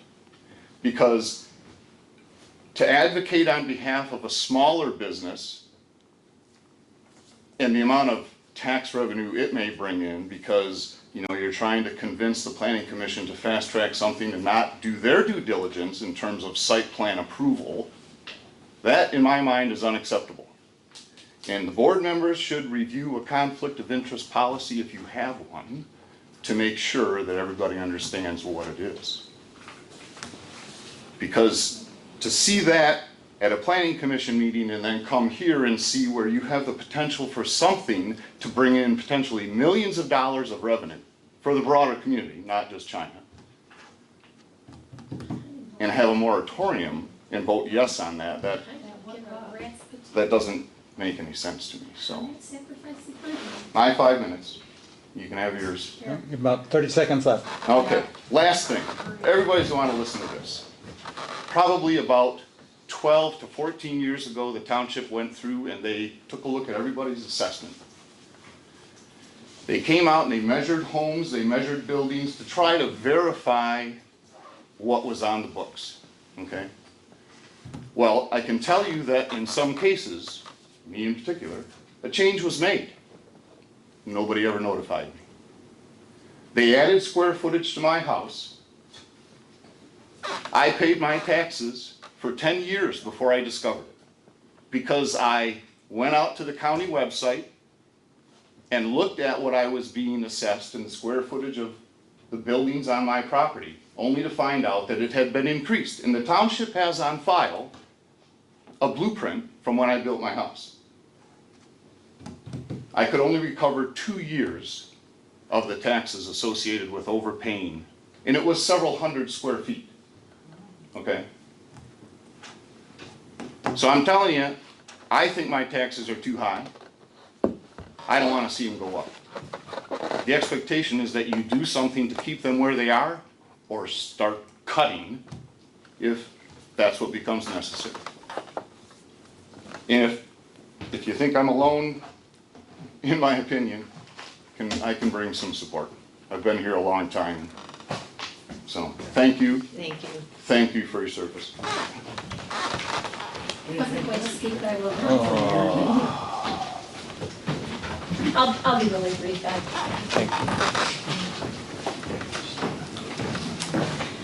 Well, you know, we wouldn't be in such a money crunch if we had millage timely on the ballot, where it was a renewal, and not have to go out for a new millage. So errors count. It does make a difference, and now we're going to pay the price for that.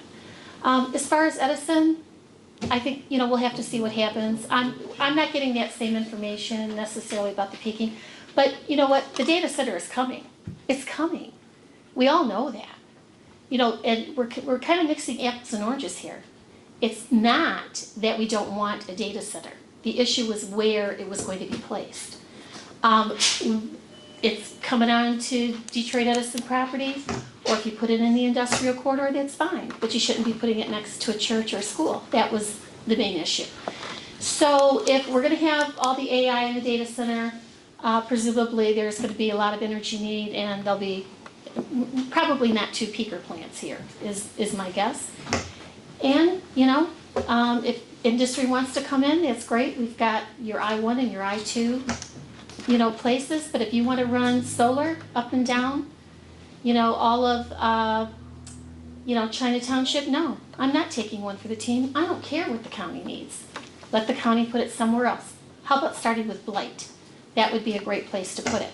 But if you want to start digging up farmland across from me or behind me or around me, so my house isn't worth a nickel, what happens to our tax base when all of our property isn't worth anything? What's going to happen up in Fort Gratiot?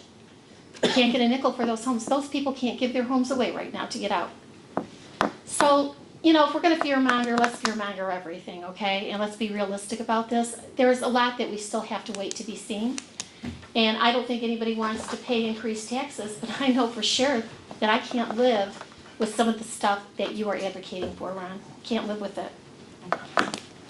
That's all. Merry Christmas, everyone. Is there anybody else? Oh, okay. But with that, I can get up if you want. I just had a small question about the budget, because you guys, back on letter A, long time ago, in the meeting, approved a mileage reinstatement, and I don't ever remember a specific number being mentioned. And then I'm looking through the budget, and there is a line item for mileage in the amount of $500. Each party, Pardon? each group has a model. Right, and I'm looking for the one under the township board, which I assume would apply to their mileage reinstatement. Gary, we use the IRS standard mileage rate every year. Well, yeah, and that's fine. It's just, my question was, is the $500 going to cover the incremental mileage, or should the budget amount increase to reflect the additional that you guys are presuming, you know, you're gonna be charging under that? I admit it's a nit, but it seemed like it was a question that you guys didn't really talk about. Like if the clerk, I just volunteered for Parks and Rec, if I have to drive somewhere outside of the township, that would go under Parks and Rec travel. If I go to a class in Port Huron for the clerk, that goes in clerk travel. If Deanna goes somewhere for treasurer, that goes in her department. So I think the 500 you would think be, is gonna cover yeah, everything? Okay, that's fine. thanks, I think so.